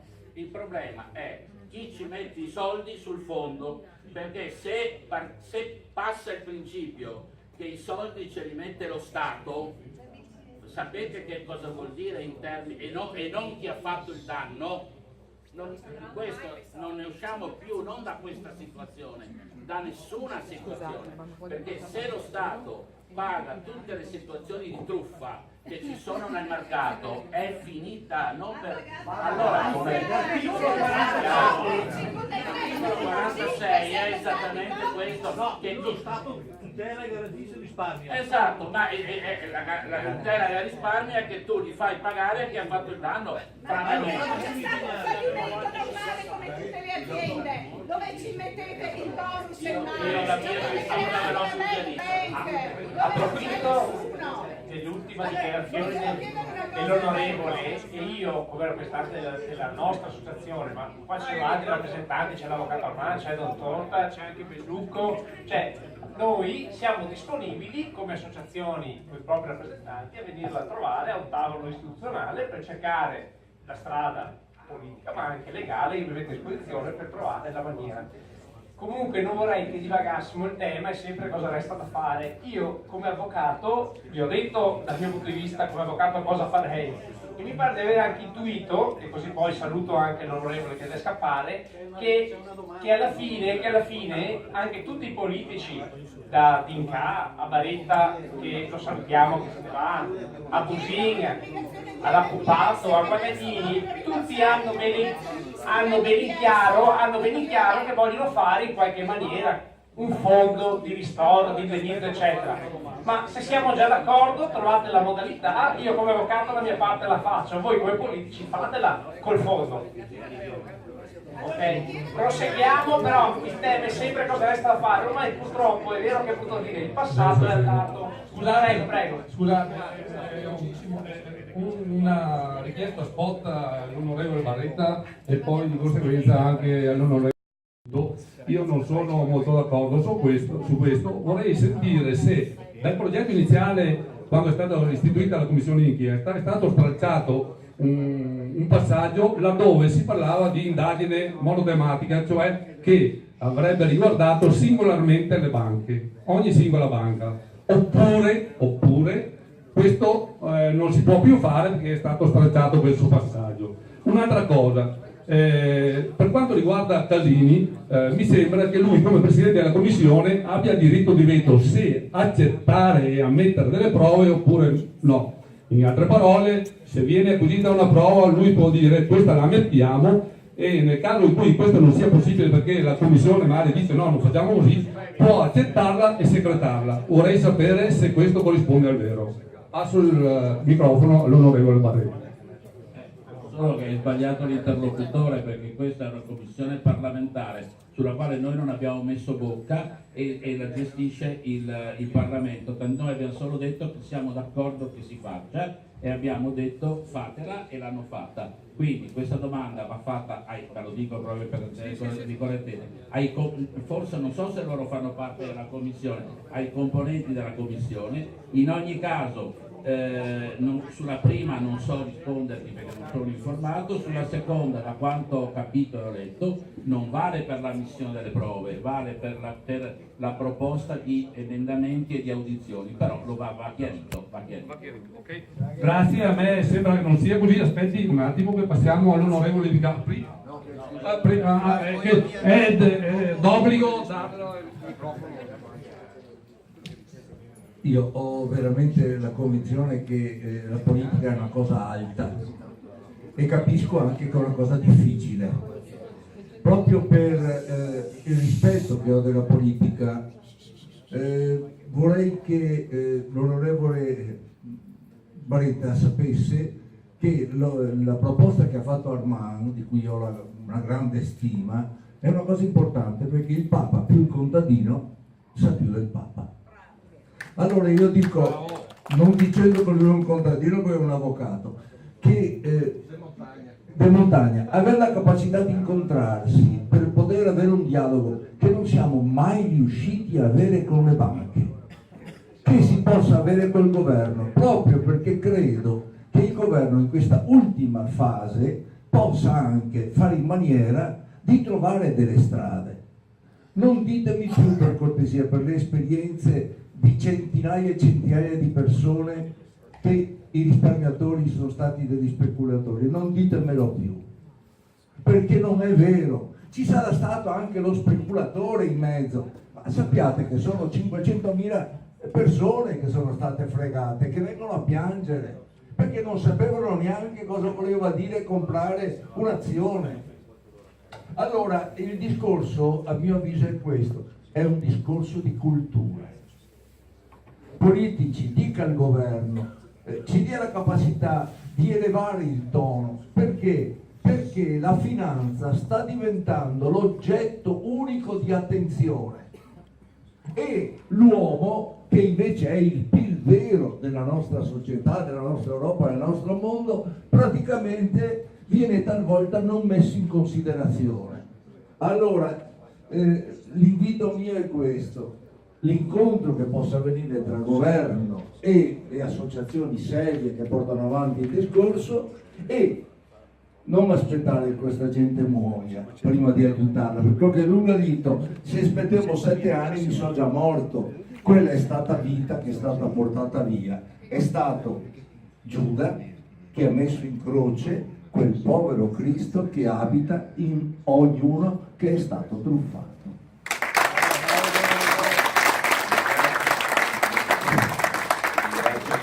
Sempre dottor, due sole osservazioni. La prima, l'avvocato Armand può testimoniare che io non ho mai usato la parola speculatori, sempre per risparmiatore azionista, risparmiatore obbligazionista, risparmiatore correntista, perché il concetto è il risparmiatore. Seconda cosa, bene l'incontro col governo, però l'idea che ho prospettato prima, ragionateci e guardate, ve lo dico, pensate che la politica, con tutti i suoi limiti, maggioranza o opposizione, in questa vicenda anche con gli errori che può aver fatto, non è l'avversario, perché chi ha creato il danno principale è chi ha venduto le azioni in una situazione di truffa. Noi stiamo cercando, sbagliando, giusto, anche con i nostri limiti, e tutti in questo caso le differenze sono solo di merito, di opinione, ma non di atteggiamento, basti vedere l'ultima mozione al Senato tutti insieme, di provare a trovare una via d'uscita. Quindi il governo e il Parlamento, non dico che sono alleati, sarebbe troppo, ma sono probabilmente più partner anche quando ci sono opinioni diverse, che se no rischiamo che gli strali e le incazzature e chi si salva, che non vorrei che alla fine dicessimo che quelli che hanno fregato il danno se la cavano bene, invece non è così. Noi dobbiamo avere anche presente che il principio di chi crea un danno, soprattutto di questo tipo, non solo deve pagare personalmente, ma deve anche riparare al danno. Poi il governo e il Parlamento deve fare la sua parte. Significa della connivenza, però lei. Connivenza di governo. La connivenza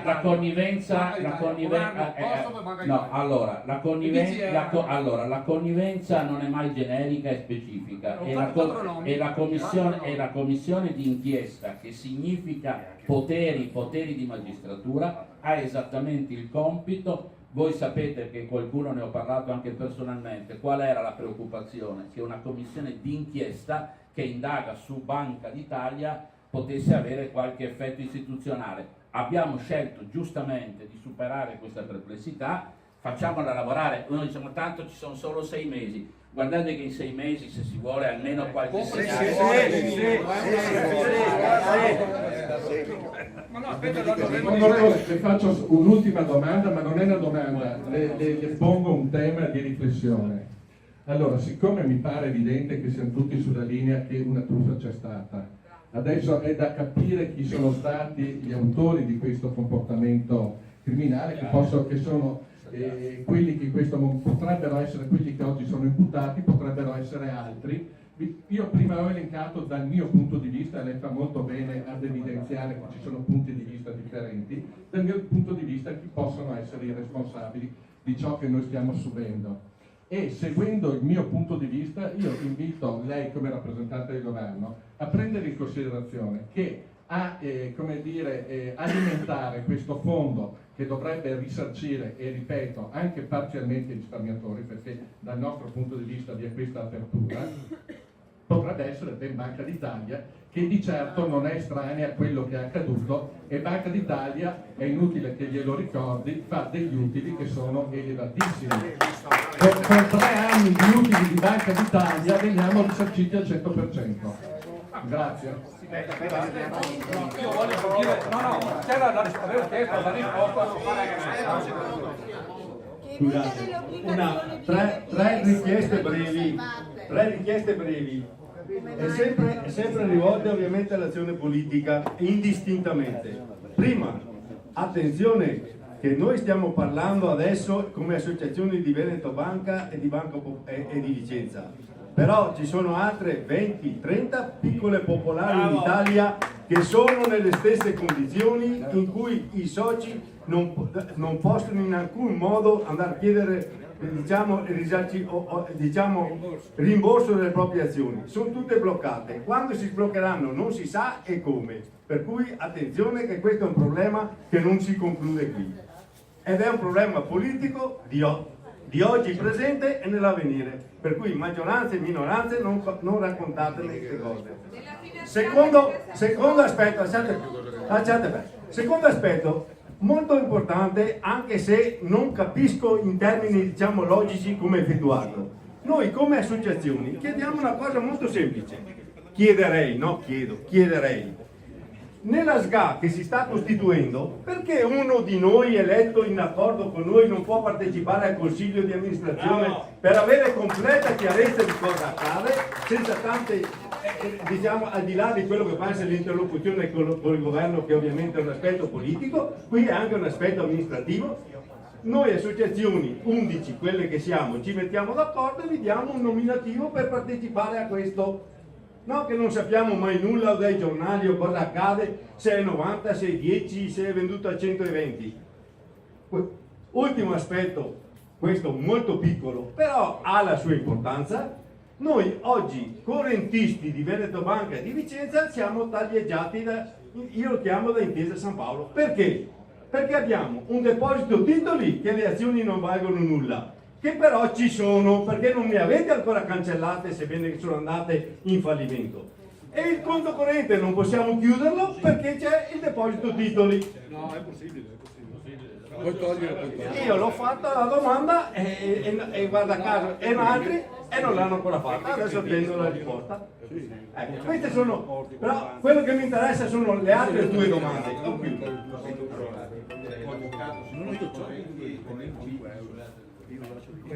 Si possono chiudere, trasferire il dossier che valgono zero, si può tranquillamente chiudere. Non si chiude, sono fallite, non si chiude. No, il conto corrente uno lo può chiudere, formalmente oggi è Banca Intesa, quindi in realtà è solo una questione di aggiornare il software. Ho letto un articolo qualche giorno fa che mi pare che a cavallo delle vacanze natalizie, o 12 o 13 dicembre a memoria, ci sarà il passaggio totale del software. Ecco. Comunque diciamo a dicembre ci dovrebbe essere il passaggio totale del sistema informatico e quindi di gestione. Però formalmente io lo posso chiudere anche subito il conto corrente. Il problema quelle azioni lì in realtà è carta straccia, quindi se avete il dossier con solo quelle azioni potete chiudere il dossier, non vi serve pagare 100 euro quello che è per tenerlo aperto. Io per qualche cliente ho fatto reclamo, me l'hanno chiuso no, le chiude, le butta su carta straccia, le può chiudere. Che poi gli impiegati non lo facciano, quello è un altro discorso, ma giuridicamente io chiudo un dossier di considerazioni che valgono zero, e quindi è zero. A costo zero mi auguro. E si trasferisce, dica che si può trasferire da una banca a un'altra. Però si può, quello si può sempre trasferire. Comunque il trasferimento è sempre consentito. Però io dico, trasferire un dossier di consolazioni dentro banca che valgono zero, io lo chiuderei. È carta straccia, però c'è un documento in mano, se succede qualcosa può servire. Dopo uno lo deve valutare sulle azioni che servono di fare per il proseguo della sua vita e della sua attività finanziaria. Se uno se l'è messa lì e non vuole avere a che fare con le azioni e ha il dossier che vale zero, non può chiudere il dossier e strappa tutto. Va bene. Io scusate, ho fatto una domanda mezz'ora fa che prevedeva una risposta dell'onorevole. Siamo qua. No, dell'onorevole Paretta e successivamente dell'onorevole Di Scatto. La riformulo.